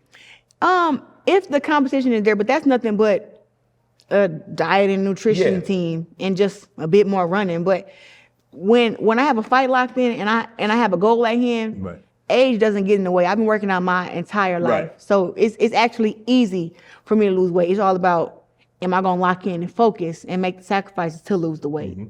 But I went down to 154 and lost 35 pounds in 6 weeks. So, hey. Damn. Boss. But when you want to make history, I became the fastest boxer to be 3-time undisputed champion in the least fights. Yes. So I did that, but the sacrifice was I had to lose 35 pounds in 6 weeks. Is there a heavier? You're the heavy. I mean, you're a heavyweight, so there ain't nowhere you can go. So now basically 175 and 175 plus is different. Right. So you can go up another. You can take it. You can get another weight. You can get another division. Me and Danielle Perkins fought at 175 plus. Right. Okay. So that's heavyweight. Right. But then it's weird because, all right, we got different organizations, right? Mm-hmm. And for the WBC, they call 175 heavyweight. Mm-hmm.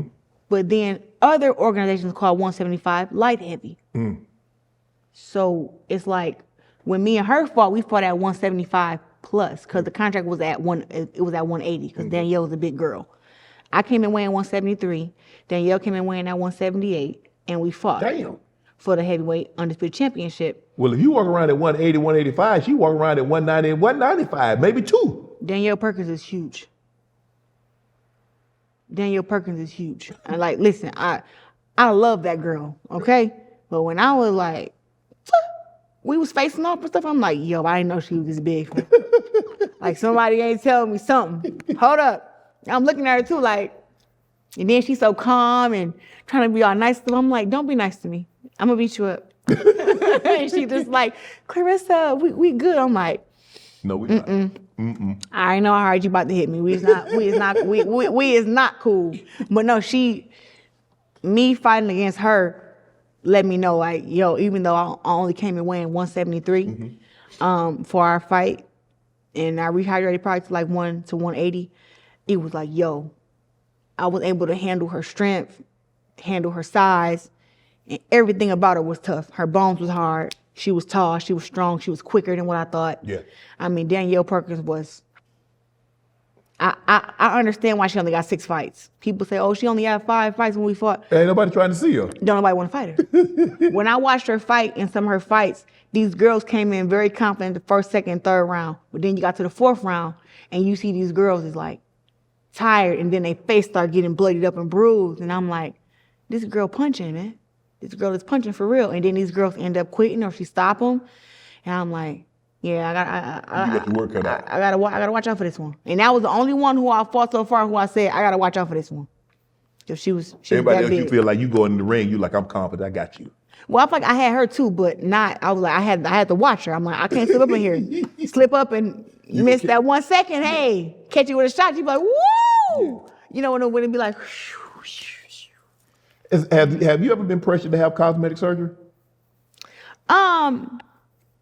This past year with all the judging and all the people trying to say that I'm fat or trying to body shame me or whatever, because in camp I got a 6-pack and I'm really, you know, cut up and stuff. But then out of camp, I don't mind having a little stomach or whatever. I don't mind. I don't mind that. Right. But when I see people judging me and saying that I should get stuff done, people say I should get my nose done, which I think my face. I think my face is perfect. But these are just haters. Yeah, you got to understand people saying this stuff.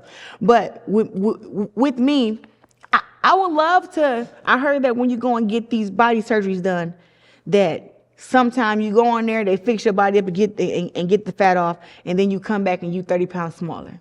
Mm-hmm. But you got to let your body heal for months or whatever the case may be. Yeah. And me hearing that be like, I ain't got to work out to lose 30 pounds, but I can go down a few more weight classes and win some more titles. But in my mind, it's like, I'd rather work it off. Yeah. You know, and do that instead of being cut on and whatever the case, because I'm really scared of knives and needles. I don't know how I got tattoos, but I'm really scared of that. So that's the pressure there when they come judging you about your size, but I'm happy with my size. That's why it doesn't bother me. Mm-hmm. It don't bother me. But these girls be looking cut up. They're going to get their abs done now. Yeah. I mean, girls don't even work out, be having better abs than me. And I'd be like, golly, what's going on? But then, you know, you got these filters and everything else. They do. Body shaping, whatever. And I've always been just a person just to give it to you how it is. Right. You know what I'm saying? So I'm going to continue to be like that. I just know that for my next fight, I'm going to cut up. I'm going to come more. So what weight?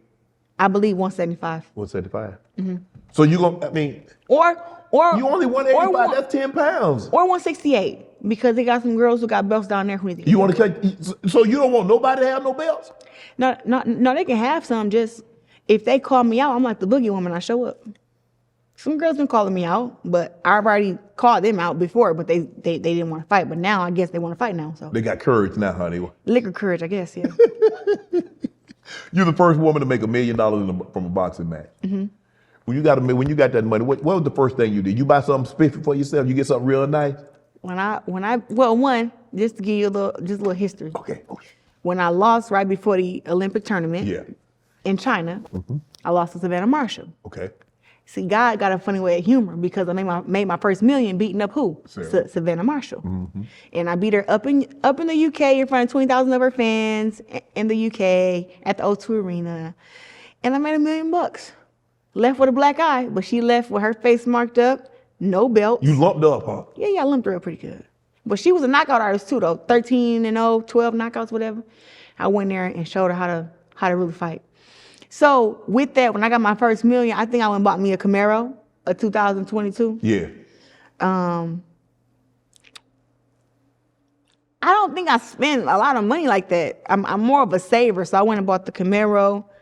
I went and got my kitchen redone in my house. That was in Flint. Well, you was practical. I said you was practical with your money. Yeah, I didn't just like splurge. I've always helped family with this or with that. Right. But I probably spent, out of that $1 million, I probably spent like maybe 70, 80K the first month or two. Mm-hmm. And then after that, I kind of put the rest of the money up. Right. But you know, when you get money, you know, that brings a lot, especially family. Yeah. I come from a family that, you know, hey, I'm very fortunate that my brother played. There's only three of us, me and my brother, my sister, you know. Yeah, you just helped induct him in a Hall of Fame, right? I saw that. But it's hard because they see, and then everybody got this idea, they got a business, they want to open up a business, they need X, Y, and Z. I'm like, bro, so how hard is it to say no? It's not hard now. But it was at first, though. Yeah, it was very hard at first, because you feel like you want to help everybody and you want to believe in everybody's dreams, you know, but it just was like, nah, now I'm saving my money for my future family. And also too, so my sister has 3 kids. Yeah.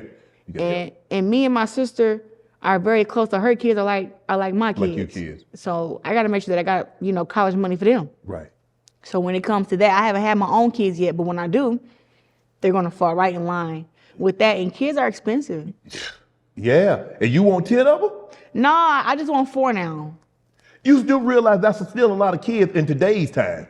Hey, I got a 7-bedroom house, 30 minutes from here. I think we'd be all right. You try to put kids in all the... Yeah, we're going to have kids. You know, one of the kids can be in a room right there next to mine, in the other room, They didn't go downstairs, another room down there. So yeah, it's fine. I don't mind it. But I mean, at some point, how old are you now? 30. 30. I mean, so at some point in time, you're gonna have to start, thinking about like, okay, gloves, hanging the gloves up. Yeah, but I don't know. You gonna have babies and come back and fight? yes. I gotta get all the fighting out of me before I stop fighting or I'm gonna be in jail. Yes. Like right now, I'm in a space to where I like to still fight. Right. I feel like in my career, like, yes, I've won 19 world championships. Yes, I've 5 different weight classes, 4-time undisputed, all this stuff, but it's like, it's still some butt out there need to get kicked. And it's like, I want to kick this girl's butt. And then I think then I can maybe train some kids, because I'm training my niece right now and my nephews. Right.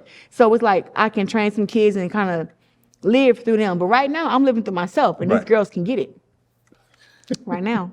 You tried MMA. You said MMA. We tried it. I was good at it. Yeah, but I mean, you're 2-1. Yeah, 2-1. Would you try it again? Would you go back into it again, or would you go with the boxing? You gonna stick with the boxing? Well, I made millions to do a job that I'm the greatest at. Right. So I'm not going back to MMA. I will only make it $200K, which is it's a lot. Yeah, but 200K ain't more than $1 million. And I had to train 6 months for each fight. So take time away from my family, just 6 months of nothing but groundwork. Yeah. To get ready for one fight. Yeah. Listen, MMA, I give it out to them girls. Y'all got it. Y'all got it. If y'all want to see me, come to boxing. But I went over there and I fought under their rules. Yeah. I was able to win 2 fights and I lost 1 split decision. I got me a knockout over there. But hey, and I got some of the best fans too. Right. But it's not enough time in the day. Hey, I started training when I was 17, At the same 15. age that you started boxing. Oh, if I started doing MMA, training at the age of 11, like I did boxing, Yeah. Oh man, what? You crazy? I think I would. I always said all I need is 2 years of nothing but MMA training, nothing but just no boxing, nothing but MMA training and sparring and fighting. I believe that I could win a MMA championship, either in the PFL or the UFC. or the UFC. But I don't have 2 years to do that. Yeah. What about WWE? Would you do WWE? Yeah. Bianca and Jay, Cargill, them all my girls. Yeah. They be Trinity. I'm in contact with all them girls. Me and Bianca said that we're gonna do something one day. Wow. So yeah, I know that I'm gonna have a life in MMA. I don't know how long, but I know that it's possible. I actually have an interview with Stephanie McMahon 4 days up in New York. So I look forward to seeing her there, and maybe we can get something together. She actually gifted me a WWE belt. Wow. I have one in my house. You see a lot of MMA fighters. Conor McGregor, the most noted. I mean, fought Floyd, $100 million. And we see some of these MMA fighters wanting to do boxing. Yeah. Because of the money. Obviously, ain't no boxer going to MMA under their rules. It's a whole different ball game over there. It's a lot easier for an MMA fighter to do boxing than I feel like a boxer. it's easier, Yeah. How big of a payday do you think you can get in women's boxing? I know the fight that you want. I know the fight that you want, and you believe you could get $15, $20 million. More than that, but Why you want to beat up now? She's 47. no, I want to get something clear. Like I was telling you from the beginning, you talk trash to me, I talk trash to you. I feel like we should fight. She has said plenty of times that she feels she can knock me out. I'm not skilled enough. I'm not talented enough. Whatever, right? Right. And she can feel that way, but when you say it and then you say it with such Conviction. right, and I definitely knock her out, right? She can't do this, she can't do that, she's not this, she's not that. All I'm saying is, I think we should prove it. I don't think it should be a thing of a diss back and forth. No, it's more of I think I'm better than you. You think you better than me. Well, let's prove it. How the heck? Somebody got to be right. Somebody got to be wrong. Yeah, and she the one said that she would make the fight happen. That she said if the money was there, the fight could happen. But honestly, too, I got bigger fish to fry than Laila. right? But it's more of, I entertained the fight because she said she would beat me. It's not me calling her out because, oh, she's old and all that stuff. It was like, wait a minute. She said she'd knock me out. She said she a better fighter than me.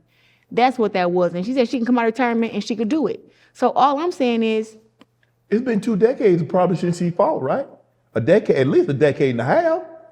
yeah, but when I'm retired a decade and a half, you're not gonna hear me saying how I can beat these young girls. True. Unless I'm really to come back out to prove do it. it. So that's my thing. People think it's about something else. It ain't about nothing else but that. She said she can beat me. I say she can't. We should fight. That's it.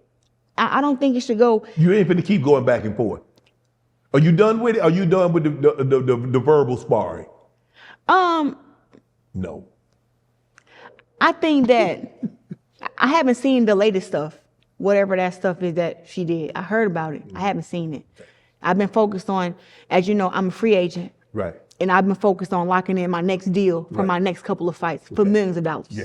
I'm trying to lock that in. Right. I've been negotiating with people, anybody you can think of who got boxing money, seeing who's come with the best deal and the best opportunity for me and my family. So I haven't been paying attention to that. Yeah. But I mean, I think I'll she be posted making something a where big she said announcement. that you were, she was a role model of yours, and she's giving you some great advice about how to build your brand and things like that. She posted things, and you were very complimentary of her. You were, and I don't know where the split and the animosity or acrimony or whatever term you want to use. I don't know where it came from. You said that she said that you weren't that. I think you said that something. You weren't that skilled, and she would do X, Y, and Z, and she could beat you. yeah, but like I said, I think a Breakfast Club interview, they asked her when she came out of retirement, and she said, there's no one who inspires me or who would give me a good challenge. So she wasn't just talking about me.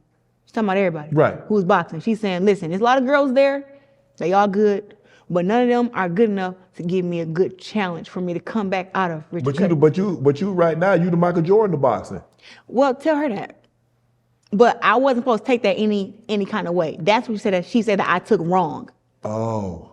Which it was like, how can I take that wrong? You said it. You the LeBron James of boxing.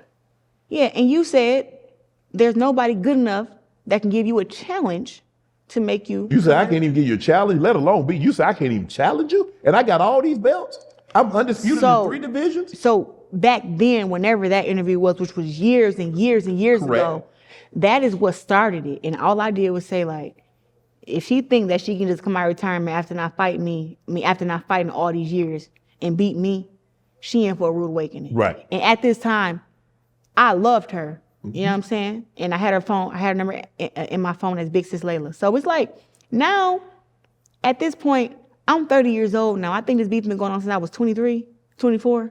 Yeah, I think it's time to put it to bed. Y'all ain't gonna fight. Well, listen, I'm cool with that. I got bigger fish to fry who's actually active, who actually want to get in the ring.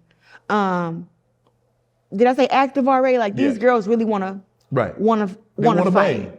Right? And right now, I'm like the cash cow. So you fight against me, you get paid the most money that you ever got paid. Right. Right? And I'm trying to make the most money. So I don't really care about a fight with me and her. I just caught her bluff when she said the 15 million. I just made sure that we had it. And I said, hey, we got it. What's up? And then I guess that's what led to this latest thing. People told me that it was a hate documentary. And I haven't listened to it yet. And I don't think that I am gonna listen to it because I have better things to do with my time. But other than that, listen, I ain't got nothing against her, man. I don't. I just don't think that she can beat me in a fight. And she thinks that she can. And it ain't never gonna be able to happen because as time goes by, she's getting older, and you're gonna want to settle down. You said you don't mind, you would come back and fight after you have kids. But as she's getting older, she ain't gonna be fighting in no 50. Question. Yes, ma'am. Ocho say, Shannon, I got 15 million for you to fight against me in the ring. What you gonna say to Ocho? It might just be nightcap with Unc.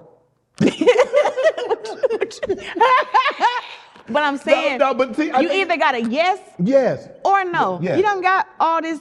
But Ocho, I think the thing is, who you got beef with? Somebody you don't like. You don't want to. I don't want to say that, but they know. Okay, all right, so they know. So this person come and say For free. Ain't gonna be no money, ain't don't need no money. Okay, so this person come and say, hey man, I got 15 million for me and you to fight. What you gonna say? I fight you for $15. 15 cents. Yes. Well, that's how easy I feel like this conversation was. I don't think all the extra stuff and whatever is needed. Right. Honestly. Who's an exhibition fight that we can get Claressa to fight? Who in an exhibition we can get somebody? It's hard to make exhibition fights in women's boxing, man. It's hard because these, you're not going to get a YouTuber who just be fighting on the internet and then she's going to come and fight against me. Right. Because my accolades and, who I am. Yeah. I feel like everybody is out to protect their brand type of deal. So I don't know. Like I wanted to fight against Amanda Nunes in boxing. Yeah. I feel like that would be a great fight. Yeah. Right? Christine Cyborg. Who? Cyborg. Who? Okay. Now, let me think about somebody else who I think can actually get inside the ring and like fight. I look at the cross branding of it, maybe a baddie. Some of those girls you see fighting on baddies, like Ivory, one of them, you know what I'm saying? But those girls. They can't bang for real though, Claressa, not no. Now who can bang like me in boxing? But I'm just saying, it's got to be like there's a realistic chance. I ain't saying they can beat you, but it's got to be more than 20 seconds. Well, in that case, I don't know. Up in that case, but it's girls who I think about, like I said, Amanda Nunes. What if we get a YouTuber guy that's not Jake Paul? What if we get a YouTube guy? Oh yeah, of course. Hold on, sorry. Of course, Jake Paul can always get it. I always tell him that he can always get it. Like, why would you try to fight a man? He's 200 pounds. Jake, he talk too much. Oh, that's why. Jake Paul know that I won't smoke with him. I told him that. Listen. Me and him could just spar. We ain't even got to fight with no cameras. I just want to show him. Look what I'll do to you, big man. You're upset that Gervonta is going to fight Jake Paul. I'm not upset about that. You think he should fight him? Yes. Get the bag. Huh? Get the money. But I always think he should fight against Lamont Roach and Shakur and T.O. and Devin Haney. Do you believe Lamont Roach beat Gervonta? Now, if you count the knockdown, I would say the fight should have went the other way. Yeah. But the fight, if you want to give it a draw, I feel like Lamont took his foot off the gas at the end. So I'm not mad about the decision. But the thing is, I want people to understand about my take on Tank is this. I'm a boxer, but I'm a boxing fan. Mm-hmm. I just want to see you fight against the best dudes. I want to see you fight against a dude who disrespected you, who talked bad about you, who said that you ain't that good. Go in there and prove your greatness. That's all it is with me. I don't really have nothing against Tank. Like we had a back and forth probably about a year ago or something like that. But that's like I've been knowing him since I was a kid, since we were like 16, 15. Mm-hmm. You know what I'm saying? So it's nothing like that. You know what I'm saying? Mm-hmm. People think that I got something against Tank. Like I think when he came to me on social media and I came at him, whatever he said to me, I said bad shit back to him too. Right. So it was a back and forth, but it was more like as far as in now when I say what I'm saying, it's like Tank is a powerhouse. He's a great fighter. I want him to find a way to manage whatever is going on up here and live out to his legacy. Who you want him to fight? Shakur, you wanted to fight him? Everybody. Fight Shakur, fight Teofimo, fight Devin Haney, fight Teofimo Lopez. I think didn't Lomachenko retire? Yeah. I haven't heard that, did he? I think Lomachenko retired. Wow. I didn't know that. But that's what I want to see. I miss the glory days where the best fought the best. That's what I miss. And I think that if he understands that, he will understand that it's not a thing about me coming at you, bro. It's a thing about me wanting to see the best fights because I'm a boxing fan and I just want to see it. Like, as terrified as I was that Terrence was going up 3 weight classes to fight against Canelo, I'm like, this is still going to be a good fight because Terrence is Terrence Crawford. Bud wired differently, though. Exactly. So it's just like, but still, though, that's like you want to see the best fights, and the best fight is that. That's what the best fight. He said, in order for me to enhance my legacy, there is nobody else from 154 down that I can fight that can give me what Canelo could get. And it was a hell of a fight. He was. I love it. Bud put on the show. He did. He put on the show. But these guys, now the guys don't care about the back. They don't care about legacy. They don't. Because they're not willing to take, because you know what happened? Floyd. Listen. Everybody want to be Floyd. Everybody want to retire undefeated. I want to be Floyd, but I want to have my legacy intact too. But they don't. Up in women's boxing, you don't make no money unless you got legacy. Right. Like I can talk all this trash, call out all these girls, and have a big mouth, but with no accomplishments, they're not gonna pay you. You gotta go out there and get it. So for me, legacy is what pay the bills. Yes. Going chasing the belts, fighting the best competition, that's what pays the bills. Yes. Like I believe my next fight deal that I'll be signing is really big. Mm-hmm. It's really big, and it's in the works right now as we sit here and speak. Mm-hmm. This deal goes through and everything is the right way. I'll be able to say that everything paid off in great dividend. Mm-hmm. Right? I'll be able to say a lot of things about how much I make, my pay, how I made it to here. Like, but you'll also have a legacy. Yeah, but that's what I'm saying. So people say that they don't care about legacy. It's like, it's really confusing to me. It's like, bro. They don't. Ryan Garcia has never won a title. Right. But they think he tried to go around and he say all the stuff he's saying he's such a great fighter, whatever. But he's lost, came back, lost again, whatever. He got a huge following, but it's like, at the end of the day, your hardcore following is the sport that you do. Mm-hmm. Boxing, so they're gonna start realizing, like, bro, you don't even have a world title. Yeah, you talking, but you ain't. You talking like you a 4 or 5 time champ, but you're not. And you're not. So therefore, now it's time for you to go get it. Like, either you wanna. This whole social media stuff, people gotta remember, it's fake. Yes. It's fake. Real life matters. Stuff you can touch, tangible. Yes. It matters. So when you got the belts, the gold medals, the accomplishments, when you don't put your hands on them and whoop their ass, that matters. That matters, man. So for me, I don't get caught up in the older legacy and who want to. I think that's to make people not want to chase their dreams as much as they should, because people can say what they want, but Floyd Mayweather got the legacy and the money. Yes. He got the both of them. But what Floyd did the Conor McGregor thing after he became what he became. He wasn't doing it in the prime of his career. I mean, but that's clear as day. It's very clear. Yes, but these guys are willing, like, nah, you know what? I'm in the prime of my career. Let me go fight Jake Paul. And look, he's gonna probably make more money, Claressa, in this fight than he'd make in his next 2-3 fights. Mm-hmm. So I get it. But I think the thing is gonna do harm to his legacy. Well, he's fought some championships and stuff, but I think it'll be 20 years from now, everybody will be saying, oh, he didn't fight against Shakur. He didn't fight against Devin. He didn't fight against Teofimo. You know, and Virgil, yeah, and that will, I feel like, hurt his legacy. But hey, if you say that it don't matter to him, it don't matter. Yeah, he's like, look, man, I'm gonna have mink slippers. I'll be good. It's like them girls who saying, like, if I'm gonna cry, I want to cry in the Benz. Yeah, like those girls who say that. Javante, and he's gonna fight Jake. You think Javante could beat Jake? Yeah, I think he can beat him, but I think it's gonna be a real, like, circus, clownish kind of fight, because not like a clown or whatever. I'm saying I think the fight gonna be like, nobody can really, like, punch in the head and all judge it, because it's like Tank is really short. Yeah. And Jake Paul got some height on him. He's bigger. Yeah. I don't know. Javante fights at 140. 135, right? Okay, so now Jake Paul's at 210, 215. Yeah, it's crazy out here. It's crazy.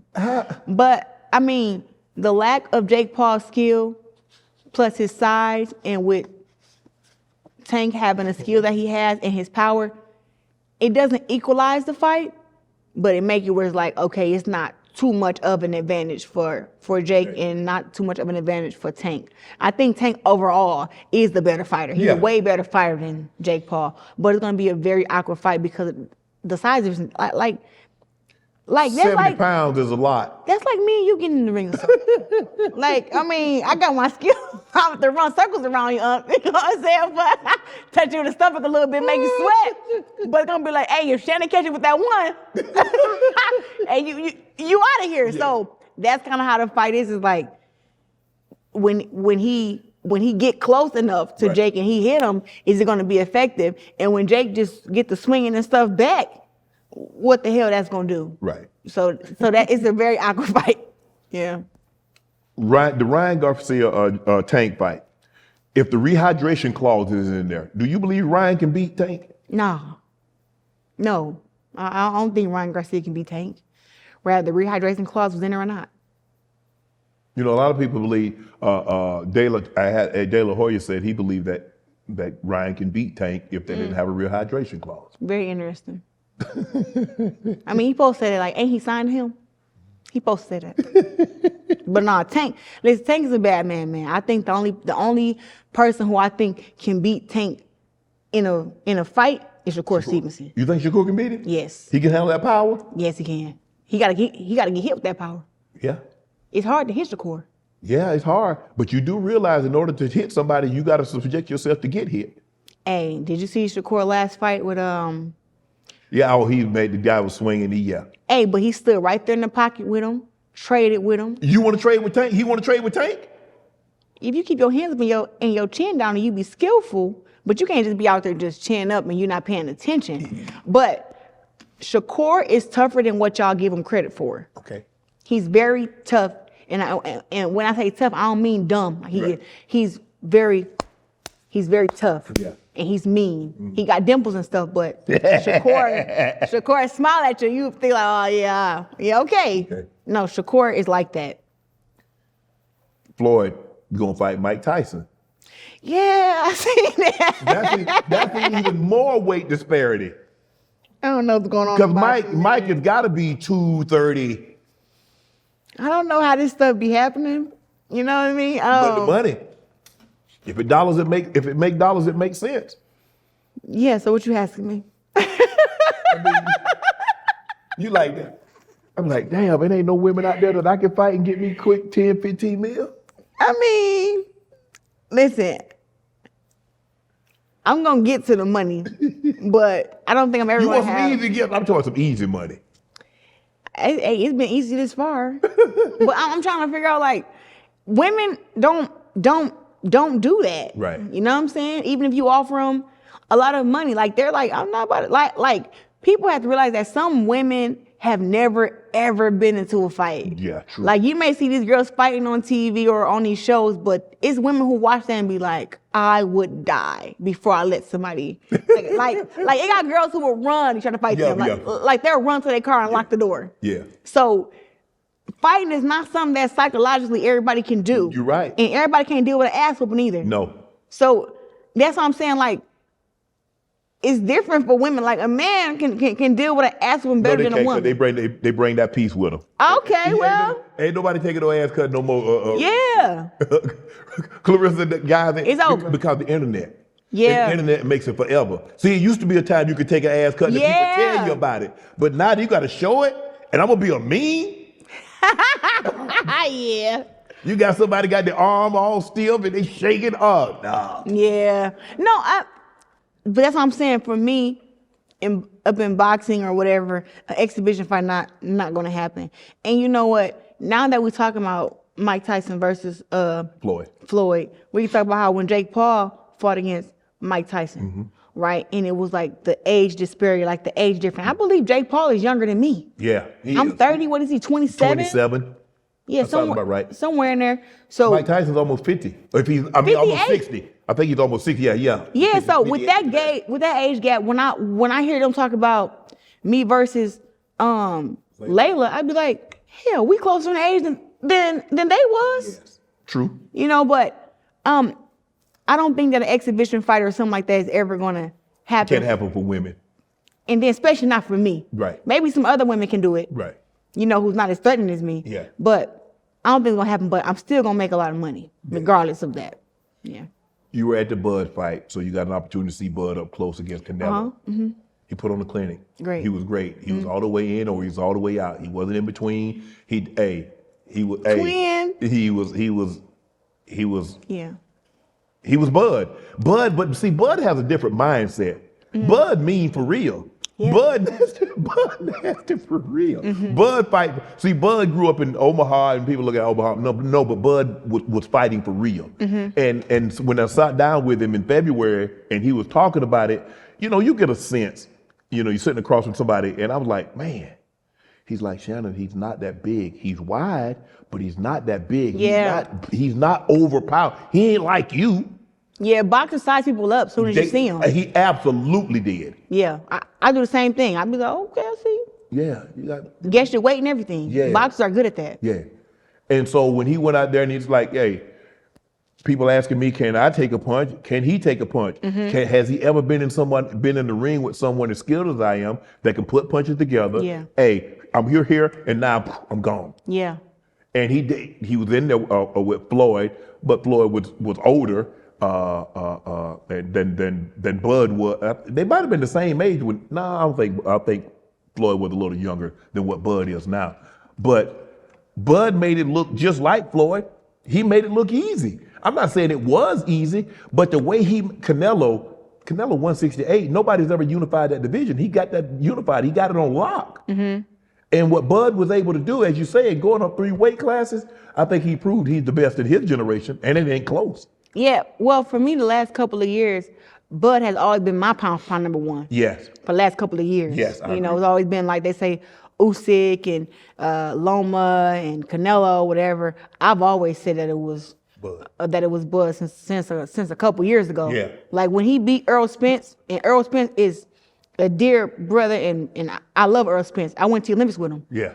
When I seen what he did to Earl, I was like, whoa. I saw it too. I couldn't believe it.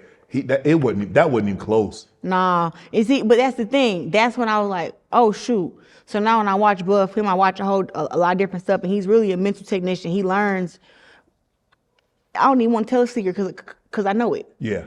I think it's the same thing with me though. It's the same thing. Like I go in there and I see this and see that, and you let folks get comfortable, and then you just have your way with them. I don't know if Canelo was just feeling this type of way because he had lost, but he said Bud, the way Bud did him was worse than what Floyd did, and he believed Bud is a better fighter than Floyd. I like when Terrence got asked this, he said, Floyd was the best in his generation. I'm the best in this generation. I love that he said that because they both is great fighters. You can't take nothing away from neither one of them. Very different. And Canelo got his ass whooped by both of them. He did. Now, if you asking me who did it worse, I think that Terrence put more power on him than what Floyd did. But Floyd boxed the hell out of him. He boxed the hell out of him. He couldn't catch him. He couldn't land, and it was a blowout. Yeah. But it was more of a fight with Terrence Crawford. He tried to stand there, tried to punch Crawford. He hit him with some good shots, but Crawford was just. That's what I was impressed with, and I think when he hit Bud, and Bud like, I done been hit harder. Yeah. It's like a light went off in Bud's head. Bud's like, bro, I ain't going nowhere. Yeah, he stayed right there in his face. He said, I'm not going anywhere. And then that was later in the round when he was right there in the pocket. And he was trading with him. I was like, Bud, what are we got this. Just, hey, you ain't got to do this. Everybody said that to me in fights. Oh, we got this. No, we don't. You don't know what them judges thinking. We got to go 12. We got to go 10, 12. No. I'm about to whoop as much ass as I can. So when that bell rang and everything is over, listen, I know I left it all in there and I pieced you up good. Chris, that's what you want. That wasn't a 115, 112 fight. No, I thought Bud won 8 rounds to 4. Yes, I said to say. I'm being generous. I'll say 9-3. Okay, you want to say 8-4? But ain't no way. That's a 3-point fight. No, it wasn't. But when you got 2 competitors, it wasn't just like. I think toward the end you just seen Bud just taking off. Right. Like he stole the fight, and then you can see Canelo just get defeated. When he tried to touch Bud's glove before the corner, I said, oh shoot. Yeah. Now he's showing respect to the smaller man. And but I was really proud of Bud. I ended up flying down there to Omaha, Nebraska for his parade. Yeah. And man, the amount of people that came out for him, man, it Bud was great to see it because he's been calling out the best and the biggest names for I don't know how long. Yeah. And they kept overlooking him. They wasn't overlooking him. They ain't want them problems. Well, the media was painted out to be like he wasn't a challenge. He was too small. He wasn't this. He wasn't that. And he just kept doing what he's supposed to do. He made the right fights. He stayed patient. And I don't know. I love that. It's plenty of times where he could have gave up and said, you know what? Later for this. I'm two-time undisputed champion. These dudes ain't even undisputed, man. He could just went on about his career and. Now he a 3 division. Three-weight undisputed champion. That's 40, 47, and 68. When Canelo is the only guy that had ever unified the 68. That's crazy. I told him it was crazy. But one thing you gotta know, like up in mental warfare, you gotta feed them stuff and see what they grab. I think I saw an interview. He was up in he was in Saudi, right? He was in Riyadh, and they interviewed him. And they're like, "How much you weigh right now?" He was like 155. I know damn well Bud wasn't 155. So I texted him when I see the interview. I copied and pasted. I said, "This was a good lie right here." But you feed him that. Yeah. But I knew Bud was bigger than that. Yes. You know what I'm saying? I knew that he had to cut a few pounds himself. Yeah. Right. So it was like he did the same thing I did when I went to heavyweight. I had built all the muscle up and got everything proportioned right. And worked with it and carried it, and then I cut down. So he did the same thing. It's a lot easier going from 185, 188 to 168 as opposed to 185, 188 to 147. 100%. 100%. And I don't think he ever going back down. No, he not. No, there ain't who can he fight out there? I mean, I seen maybe Charlo at 60. I seen Jamel Charlo say he wanted to fight. But he didn't want to fight him before. Now he done tick it. Let me come eat lunch at your table. Nah, Bud say nope. I mean, I'm a boxing fan. I like to see the fight. I think that Terrence will win, but I like to see the fight. Bud said no. No, but I don't know if you saw the interview what I did with Bud, and we was in the ring and we was wrestling. And they said, man, I said, Bud's stronger than you think. I said, yeah, he's short. He's very strong. He's strong. Yeah. He deadlifted like 400 pounds, just come out straight at the gym. Yeah. That's crazy strength. Yeah. I said, no. He's strong. I said, Canelo not gonna be able to push him around now. He's not. I say, I understand. He's fought the majority of his career at 40, 47. And I get it. And he's going up the 3 weight classes. There's a reason why the 3 weight classes was crazy. I'm not gonna lie. That was wild to me. Yes. I mean, to go. I mean, he had just one fight at 54. And he didn't look that good at 54. He won, but he didn't look that good at 54. And to jump 60 and go straight to 68? Yeah. Against that guy? I think Madrimov was a very awkward fighter. Yes. A very awkward fighter. And he made the fight awkward, but Terrence still came out on top. I think he won easily, but it was just, when you say he didn't look good, like he wasn't He didn't look like Bud. He didn't look like Bud. Yeah. Yeah, like he didn't. Because remember, we had just saw him against Earl Spence. Yeah. So we saw one of his most impressive performances, and then we followed it up with that. And then and that's where everybody's like, oh, no, he's never been hit by 168. This guy's fought Triple G, and he's fought. I don't believe in that. And he fought Caleb Plant. Yeah. But Bud is a different animal. No, he is. Bud is Sportswoman of the Year. Were you upset? People say you were upset. The Angel won. No. I hate people like when they spin narratives. That really gets on my nerves. I think that with me, they want to spin everything and make it into something negative. It was my first time being nominated for the Sportswoman of the Year award with BET. Yeah. And I just thought that I won it. Yeah. That was it. When I looked at who I was up against, I'm like, oh man. The only one that had Olympic gold medals who was up there was Simone Biles. Right. So I'm like, oh man, either she gonna get it or I'm gonna get it. Right. So it wasn't a knock to none of those other girls. You know what I'm saying? Yeah. Had any of them won, from Flau'jae to Simone, I think it was Coco Gauff. There was a couple other girls that was nominated.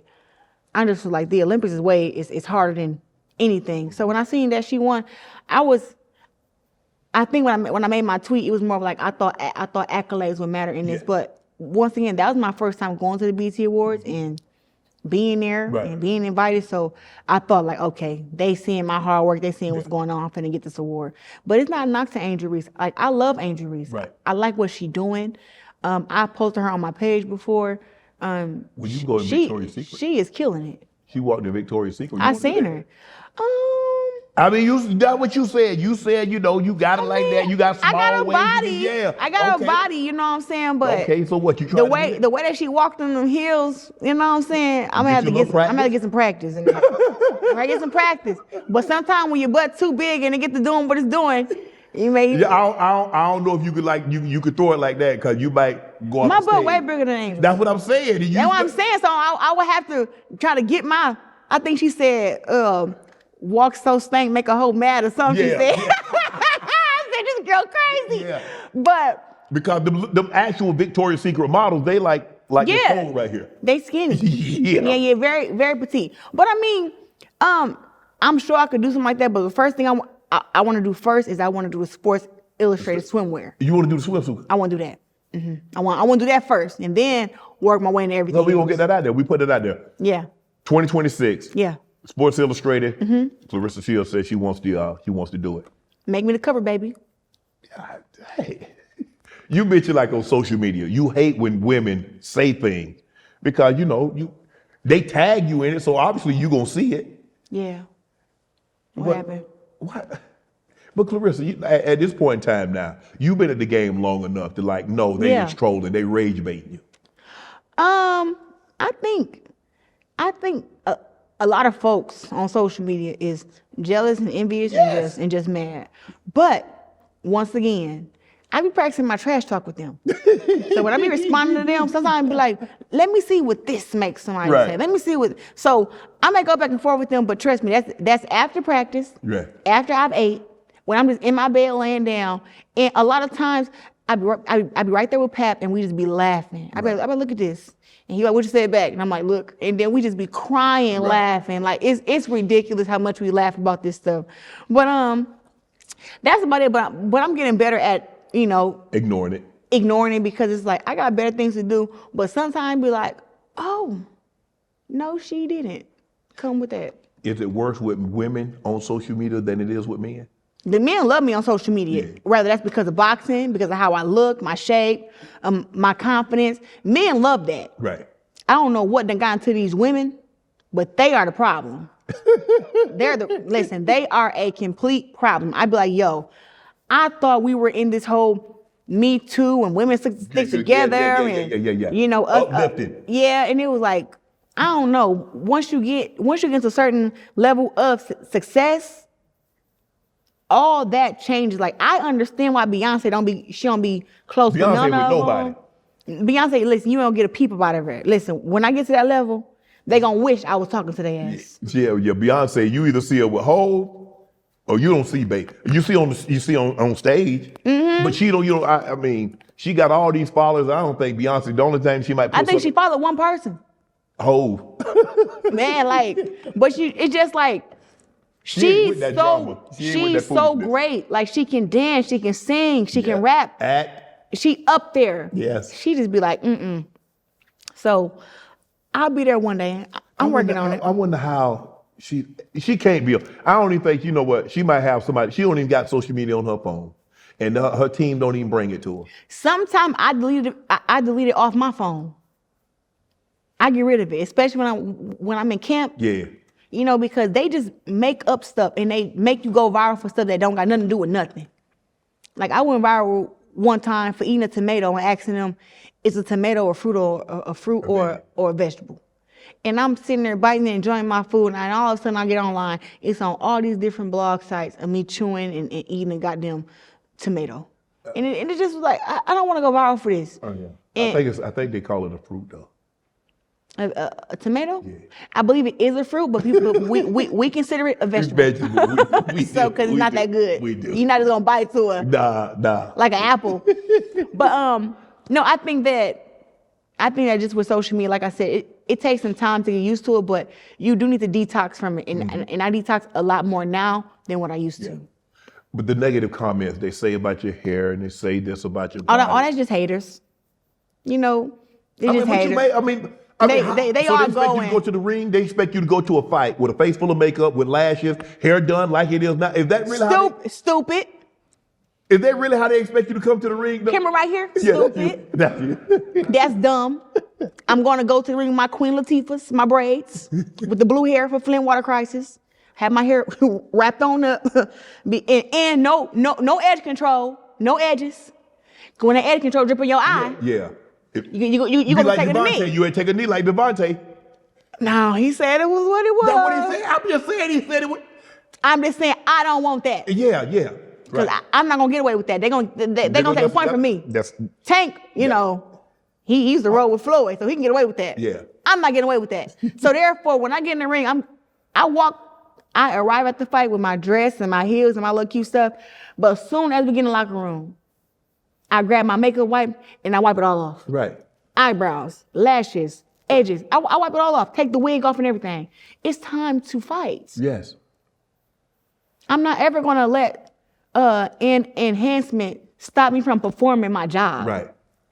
My job is to whoop ass. But see, they forget that. See, they see you like this and they don't think you can fight though.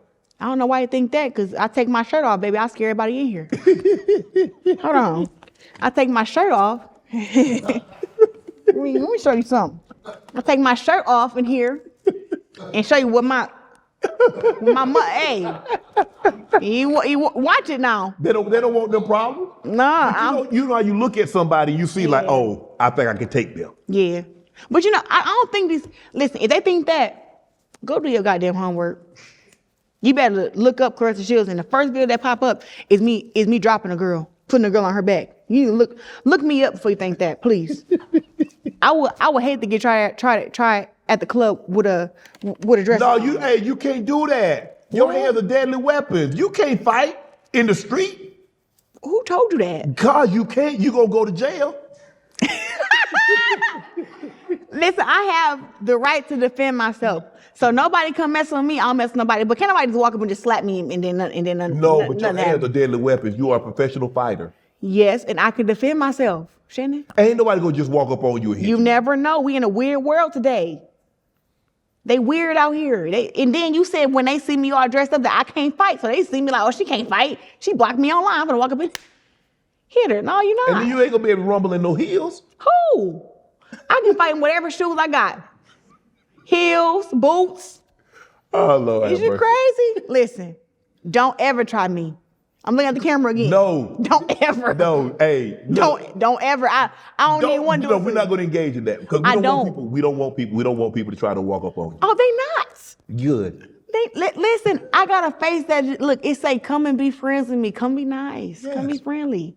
Now, if you decide to be something else, that's on you. But I am a I am a disguised killer. You said you Amen. wanted to have a child by the end of next year. Is that still true? Yes. Damn. Well, you better help me get this fight out the way. I'm gonna have a few fights before that. You do know how, fights, like every 4 to 5 months, right? Well, it could be 3, it could be 4, it depends on what you need. So you trying to have at least 2 fights before you welcome a child. Before I start the process of a child. All right, I'm pretty sure you practicing now. You just, Practicing. yeah.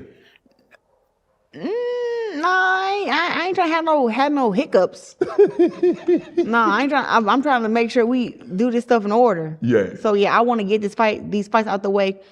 And like I said, it's really a big thing to me to make sure all the fight is out of me. Right. Because once I get pregnant and have a baby and all this stuff, when I come back, I'm gonna fight some more, right? Yeah. But it's like it's some girls who need to get got like yesterday. Right. Like So you want to make sure you at your apex to get them. Go ahead and get them out the way. Yeah, get them out the way, and then when I come back, if I need a year or I need 2, I can get myself back in Right. shape, fight some more, and So you look at Rihanna, Beyonce, Serena. Who? What's the first name? Rihanna. Oh, Rihanna. Yeah, I love Yeah. her.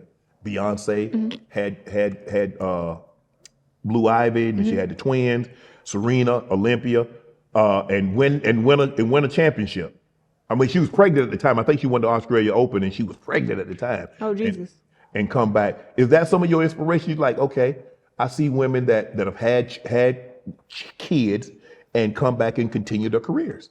Yeah, absolutely. Absolutely. Like, I feel like when I'm carrying, I'm going to be in the gym working out still because I don't want to lose everything that I got. Right. Like your complete body changes, but I don't want to gain too much weight. Right. I don't want to not use certain muscles for a long time. I've been building this since I was 11 years old, Right. so they can't rest a whole year. Right. Like, I need to make sure that I still keep my hands sharp, stay in shape. So I believe that once you do that, you can come back. And I heard that it's easier to come back if you work out while you're pregnant. Oh yeah, for sure. So.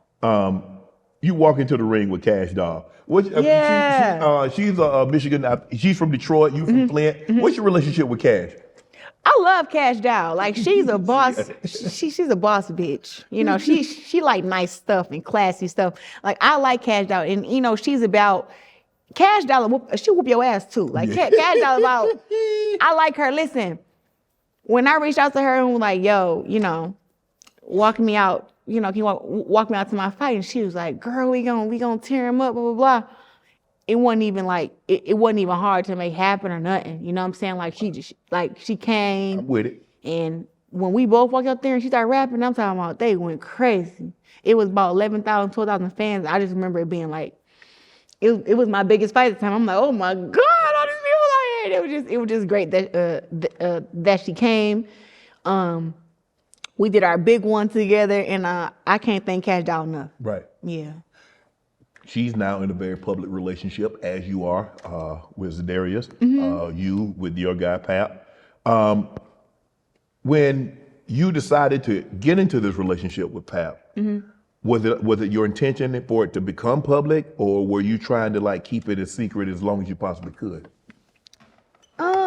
Because you know, if you date publicly, Claressa, you know you got to break up publicly. You know how to. Yeah, ain't that sad? Huh? Yeah, it is. So. Honestly, with my thought process, I had just been engaged prior to being with Pap. Okay. So at the time, you know, me and him had broke up and got back together a couple times. The guy I was engaged with. So now we finally called it quits. Yeah.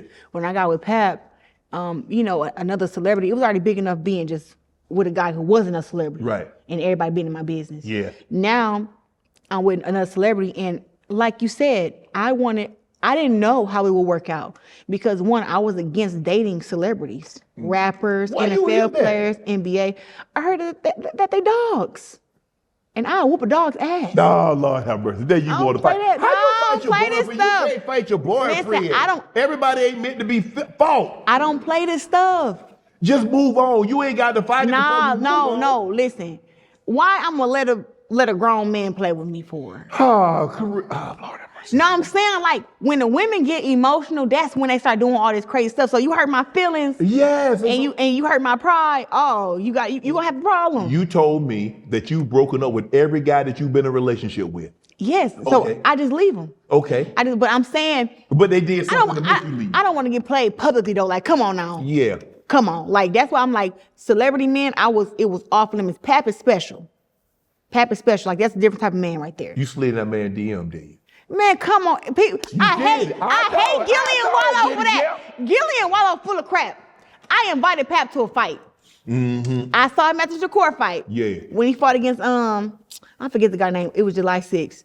But I saw him there. We took a picture. I didn't really know much about him. You know what I'm saying? I knew of his name, but I didn't that's like before my time a little bit. You know what I'm saying? Like, I don't really know like that he was a rap legend. And I knew he could rap, but I didn't know he was like rap legend. I didn't know.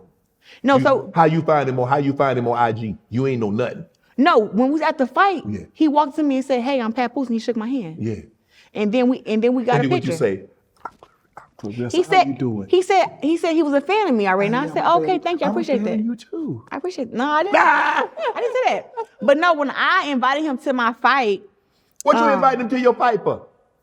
to come see me fight. You need celebrities in the building. I would invite you. You ain't invite me.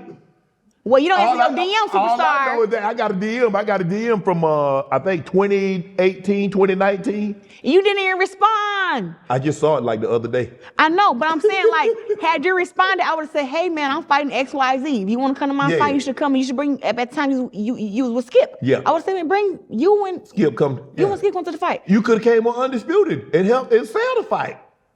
But you don't open your DM. Oh, man. See that? But you know what? God's time is the best time. Yeah. No, so look, first of all, I didn't slide in Pap DM. He full of crap. He made it, Paps. He said, boom. I saw him at the fight. We shook hands, we watched the court fight, whatever. Okay. I did my media after the fight. Mm-hmm. He waited on the side with him and his cousins, and then after he asked me for a picture. We got a picture. Okay. We got one up in his phone. We got one up in my phone. Okay. I sent him the picture that was in my phone because How you sent him the picture? To the DM. Oh, you sent the picture to the DM. I thought you sent it to his phone. I have his number. Oh, okay. No, I sent it to DM. Okay. And when I sent it, I said, hey, and by the way, I'm fighting in 2 weeks. Yeah. So if you want to come to my fight, it's in Detroit, blah, blah, blah. You just come out. And I said, just let me know if you want to come. I gave him my publicist number and said, hey, reach out to my publicist and she'll make sure that you got your... Got everything taken care of. Yeah. You know, that you're good. Okay. From there, we end up exchanging numbers between each other, right? Just on I put him in a group text, hey, Crystal, this is Pat, blah, blah, blah, blah. And he comes to the fight. And she said, okay, I got it. Because I ain't like dealing with no tickets and nothing like that for the fight. You know, should you? Right. So boom, from there, as I'm getting ready for the gym and I'm working out, because it's 2 weeks before my fight. Yeah. I get a text in the morning and say, hey, good morning, champ. And I'm like, huh? I'm like, hey, what's up? And he like, what we eating this morning? I'm like, hell, I'm eating egg whites and spinach. What you eating? He eating a blueberry muffin. I said, yeah, we definitely not eating the same. Right. Like, don't even text me and tell me you eating a blueberry muffin. I ain't had no bread in months. And so he like, oh, you working out today? Woo woo. So we would text, just a little bit.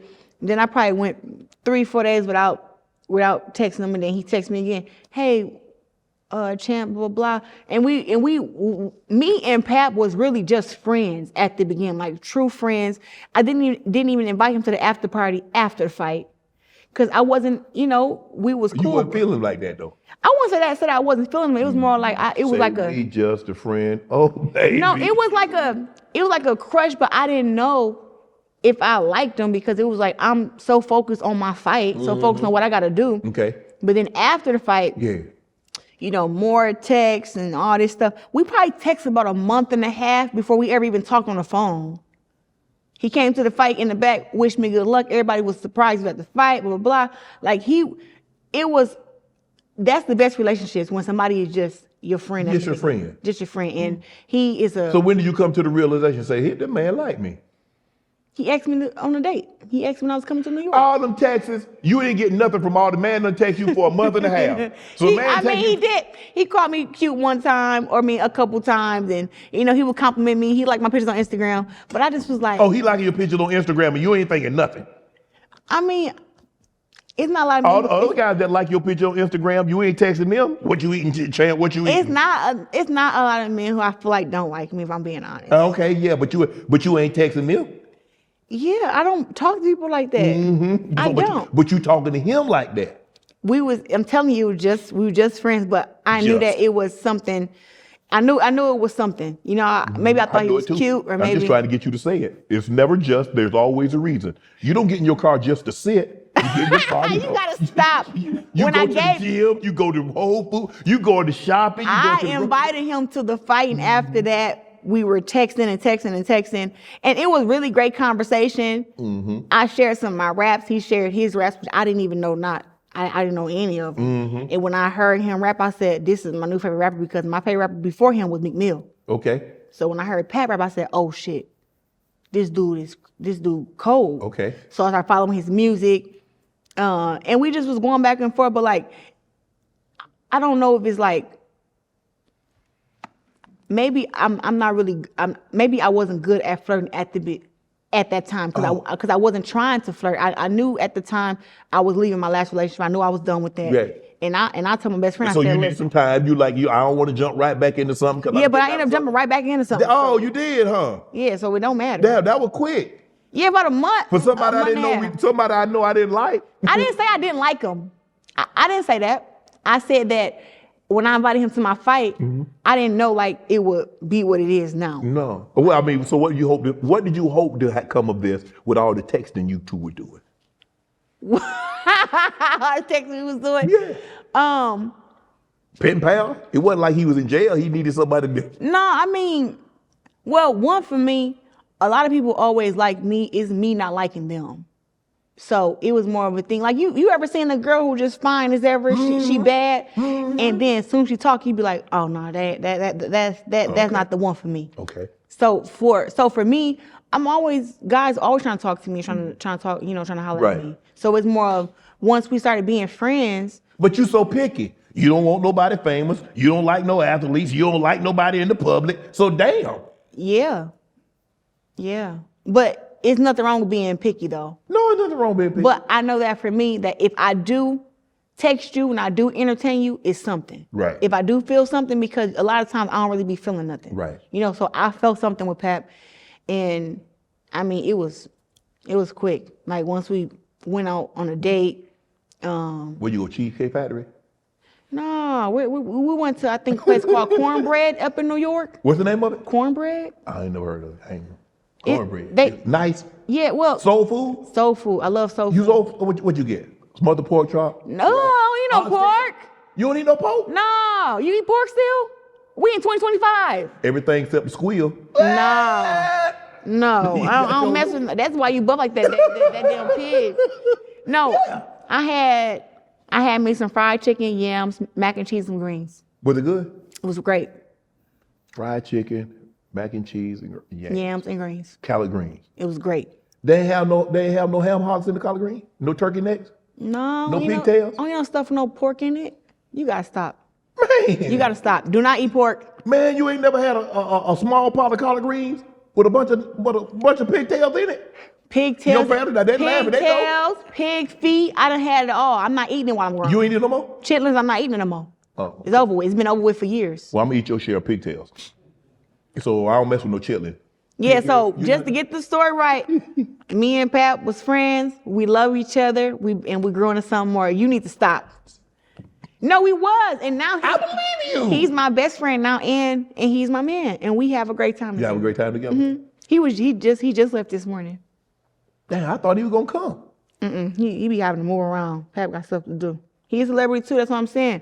But for me. That works for you though. Yeah. Could you have a somewhat. man up under you all the time?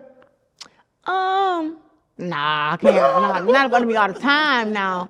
But I know it's 24 hours in a day. Yeah. So I can get my work out the way and do what I gotta do, and then we can be together. So, yeah. Well, I guess that's what's gonna have to be, because you have kids, y'all gonna be together. So I'm just saying, like, you go work out, he go work out, because obviously y'all do different type of workout. You come home, he there, he have you a smoothie, have your juice ready to go, your food ready. I gotta cook for that. You got a chef? Yeah. Damn. Oh, big baller.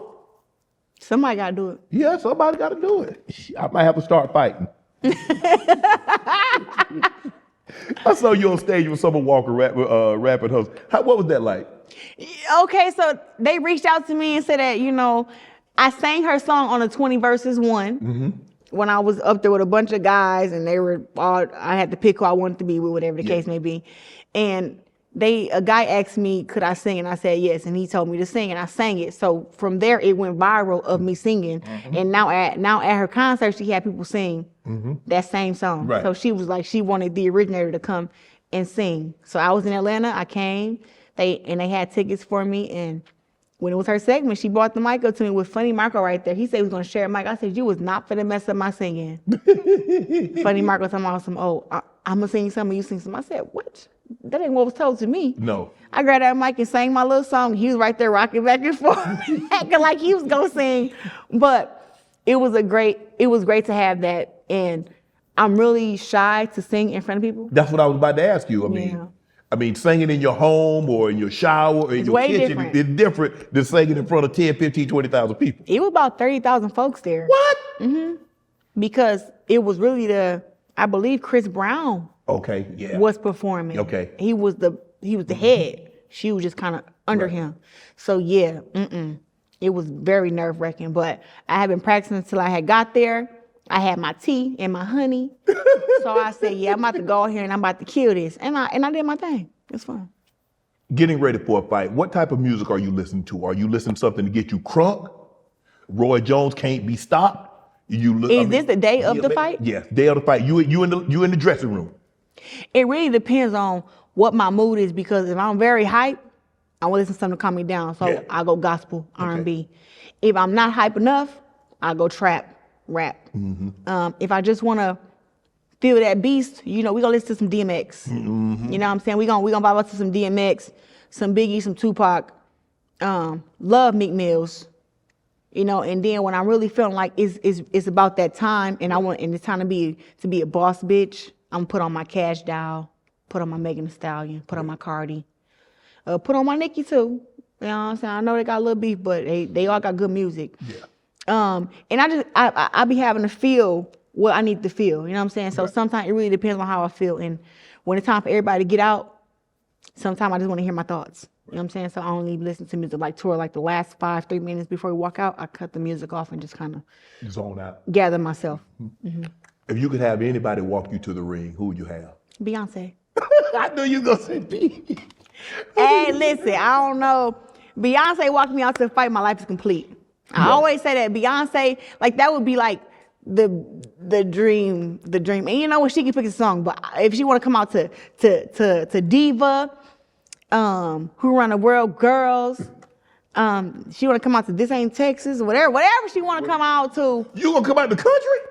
It's Beyonce. You don't tell Beyonce no to nothing. It don't even matter. She want to come out to Bills. I don't care. As long as Beyonce come, I'm gonna be like, yes, yes, yes. Have you had any injuries? Have you sustained any injuries preparing for a fight? Shoulder, elbow? Yeah. Because it's like you when you're training, when you're prepping, lost days of training sets you back. Yeah. So one day of missed training is like 3-4 days. The injuries that I've sustained, I have still fought with them.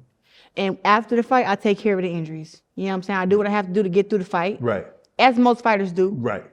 And after that, I have to do it. And then I see how serious it is. Like, I don't really know how serious an injury is leading up to a fight, because I kind of ignore it, unless it's just like really crazy. Right. But I did have one really crazy two fights ago, a frozen shoulder. So my arm it was just froze here. I couldn't lift it up. I couldn't do nothing with it. It just was frozen here. And I had to go and get one of those shots to take the inflammation down. I had to ice it. Yeah, it was a lot that had to get done for this fight to go through. It happened the week before the fight. Damn. And that was with Danielle Perkins. So with that, like I said, you making over $1 million. You got a sold out. You got a sold out venue. I'm sorry, but in women's boxing, you can't call off fights like that. I'm sorry. You just never know when you're going to get another opportunity. So I don't blow opportunities. Right. So with that, I fought through that, won unanimously, and made sure I did the work the next fight. Right. And then I'm doing the work now. You know what I'm saying? Letting this stuff heal. Nobody's supposed to do anything too much. You run too much, you have leg problems. You punch too much, you get torn stuff. It is what it is. You just have to make sure you do the proper recovery and everything to it, and then go from there. So, cutting weight.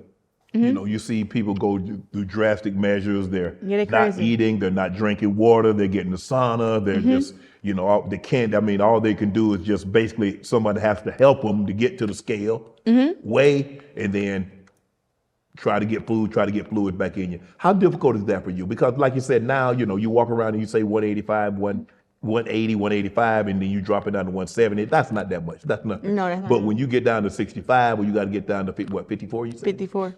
That's a lot.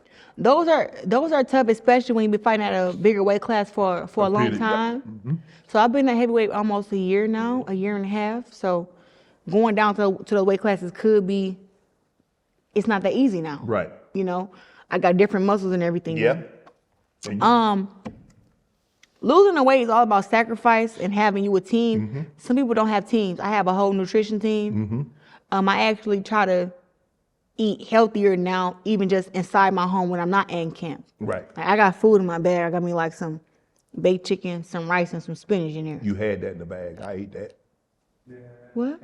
Yeah, I ate that for you. Yeah, You're ridiculous. Well, I was hungry. guys. You hungry? I was hungry too. You had some baked chicken, some spinach in there. I left the spinach, but the baked chicken. Why would you leave the spinach like Popeye? I ain't want to be like Popeye. He couldn't see out of one eye. Oh Jesus! But no, so I'm trying to get better now with like the chef at my house, and eating better just outside of when I have to have camp, because when camp starts, that's like 8-10 weeks, sometimes 6. Yeah. It's like you want to make sure that you don't have to spend the whole camp just focusing on losing weight. Right. You can actually focus on like the actual fight, the stuff you got to do, and you don't want to have to be running every day. Like I think that's what killed a lot of these fighters. Like they run, and sauna, and before you know it, you just like there really is no fight left in you, even after you rehydrate. Yeah, you done fought to make weight. Now you can't go out there and fight an opponent. A lot of fighters do that. Some of these big stages, these fighters are losing their weight, and when they're trying to rehydrate, it's hard because they don't start themselves for 3 days. And when you're dehydrated, you go in the ring at 50%, 40%. Yeah. So that's not good. Hey, what's up, y'all? It's your favorite unk, proud partner of Rose Sparks. Have you ever had one of those nights? Maybe you're watching a movie, you're laughing, she snuggles in closer on the couch, and boom, it's on. Now in these moments, you can't get caught slipping. You gotta be ready to perform like it's the big game. You hear me? And that's what Rose Sparks come in. These bad boys dissolve right under your tongue. No water, no worries. And here's the kicker. That dual action formula stays active for up to 36 hours. Nah, you ain't hard for 36 hours. Let's get that straight. But when the moment strikes again, you're ready to rise to the occasion. With Rose Sparks, you get harder, you get more control, and everybody's leaving the room with a smile. And that's what I call a dub, baby. And check this out. If you prescribe the new sexual health patient and get $15 off the first order of Rose Sparks on a reoccurring plan, just go to ro.co/Shay to find out if prescription Rose Sparks are right for you. Again, that's ro.co/Shay. Now, you know your aunt got to shoot you straight. Rose Sparks is a compounded drug. That means it's allowed to be prescribed under federal law, but it isn't FDA approved, and it doesn't go through their reviews. For the full safety info, hit up ROCO/safety info. So fellas, stay confident, stay ready, and let them sparks fly when the moment is right. I always wanted to know this, because in guys, like when... Oh, you want to ask about the sex question? Yeah. Do they tell you y'all can't do that? I don't know what the other women do, but I stay away from sex 6 weeks before the fight. So like a male fighter, they can't have none, so you can't get none either. Huh? That's what you tell yourself that. Have you always thought like that? I know other girls who do it the day of, the day before, they be having their little sex and stuff. Me, I'm not doing that. For me, with the little sex stuff, whatever y'all want to call it, that makes me feel really relaxed and really calm. Yeah. And you don't want to feel calm. No, when you got a pit bull on your ass, you want to know how to run. you gotta be able to get that. You gotta be able to run. Right. And it really does take something out your legs to me. So it's like 6 weeks. Maybe that's why I be so mean and angry. Yeah. Because 6 weeks without none, and then you just got to go in there and fight. But hey, I feel good. I make my millions. I feel better being healthy. I feel a lot stronger not doing it. Okay. Not doing it. So how was that trial and error? Did you have to know, was it a situation like, man, I felt sluggish. No, that ain't happening no more. I just didn't feel, Because a lot of times as an athlete, it's trial and error. What works for me? How much to train? How much to lift? How much to run? How much to eat? How much sleep do I get? All of it's trial and error, and then you fine tune it and you get it down to a science. Yeah, you find what works for you. Yep. Well, unlike other people, I didn't start doing that stuff till I was 17. Okay. After I won the Olympics. So before then, I never even fooled around anyway. Right. Okay. So now that I'm grown or teenager, whatever you want to call it, now I'm in the gym constantly every day too. So coach wants us to spar 2 or 3 times a week. So I realized that when I come to the gym and I've been doing that grown people stuff. I'm being mannish. I'm a bit more tired. Yes. I can't fight as hard. And guess who noticed it? Coach.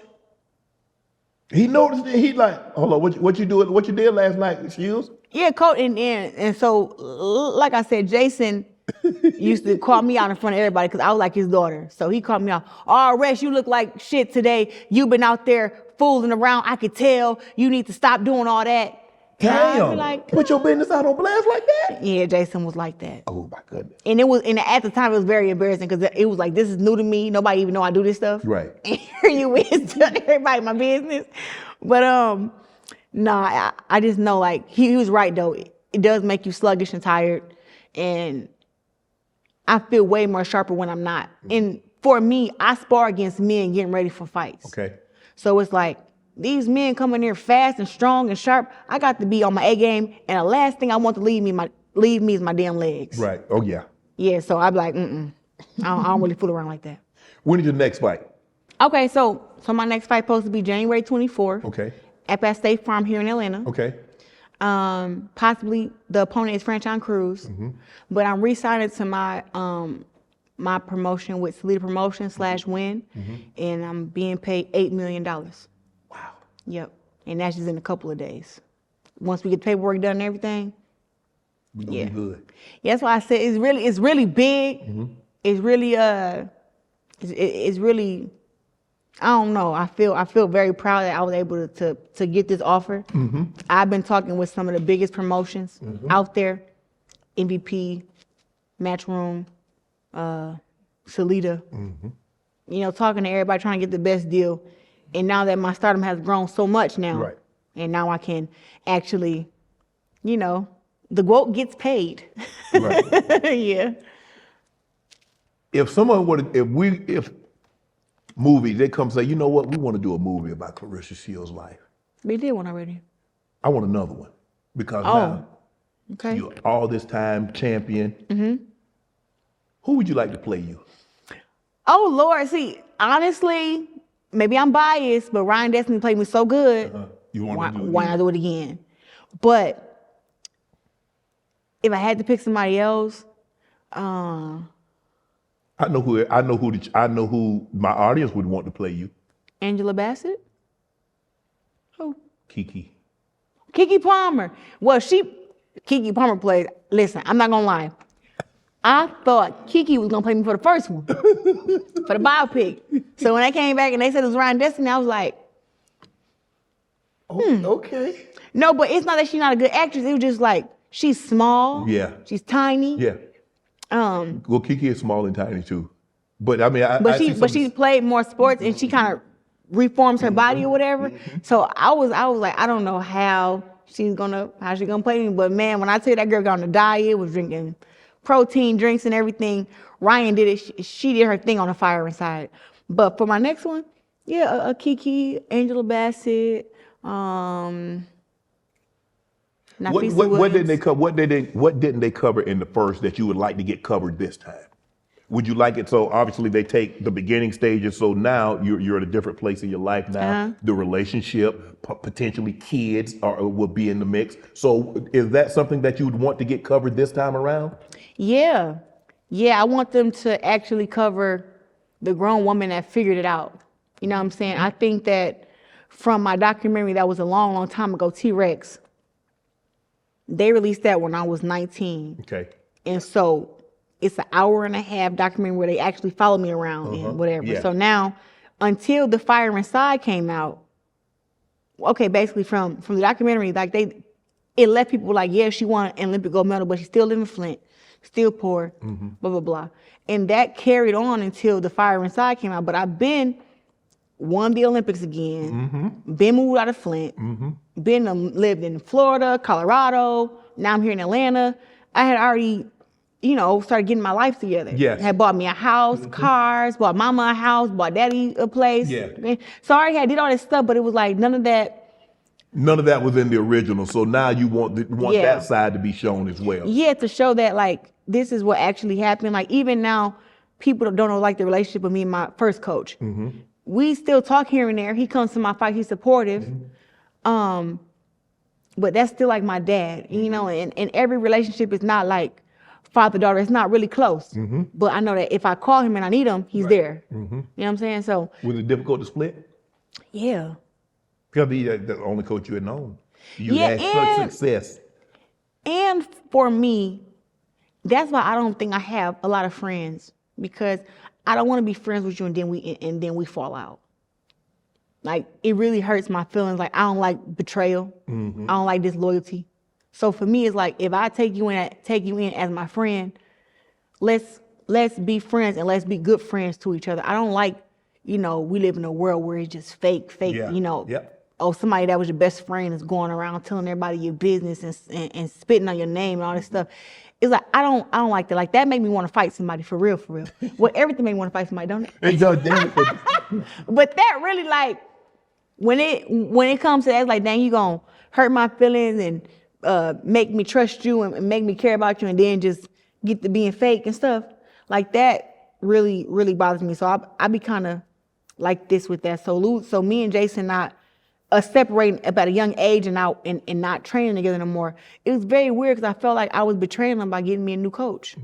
He was like, dang, but I was professional. So I'm like, I got to fight in 8 weeks. I ain't even got time to fix this relationship. We got to fight. Right. So it's like, either we're going to do this fight and kind of ignore whatever we're going through, or I got to go to this new coach and figure this out, and then maybe we come back. But it was just like, at the beginning of my professional career, nobody had time to do that. It was like I was fighting back to back to back. Right. This belt, that belt, this belt, that belt, this champion, that champion. There was no time to worry about you're upset, you're mad, you want to talk with me. It wasn't no time for that. It was like, you gotta get it while the getting is good. Yep. So that was how I was. Wow. You mentioned earlier that you spar with men. You don't spar with women. No. Why? I got to really see what I got. I got to work my stuff. So it's like with the women, sometimes you hit them too hard or they kind of take it personal. It's like when you spar against the men, you come out there and you show them what you got, they show you what they got, and y'all can actually, work. You spar with Errol Spence, and Shakur. I spar Earl Spence, Shakur, Boots, Keyshawn Davis. Damn. Yeah, I spar a lot of them. I'm trying to think who else I sparred. I spar a lot of guys.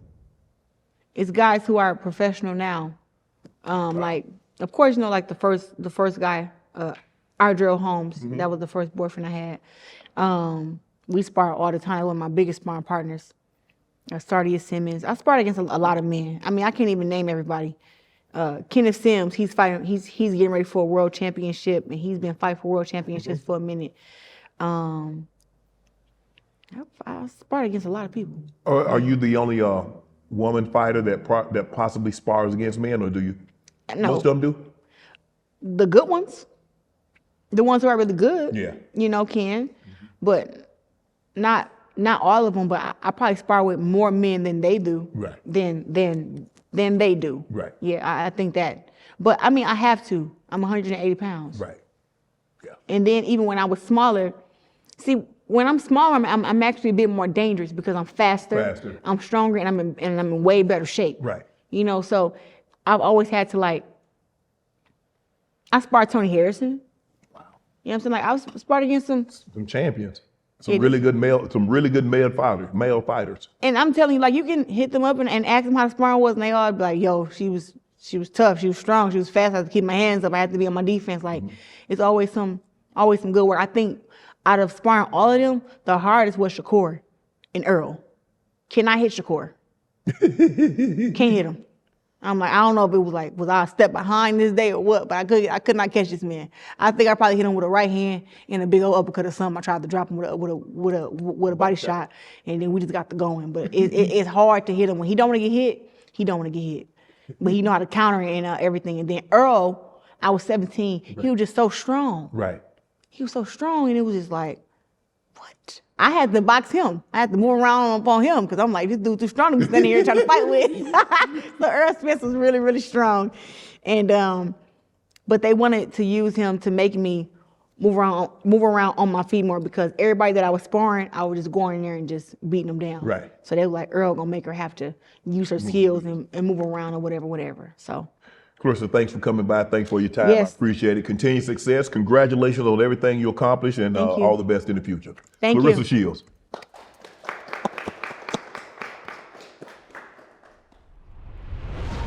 All my life, been grinding all my life. Sacrifice, hustle paid the price. want a slice. Got to roll the dice, that's why all my life I've been grinding all my life, look. All my life, been grinding all my life. Sacrifice, hustle paid the price. Want a slice,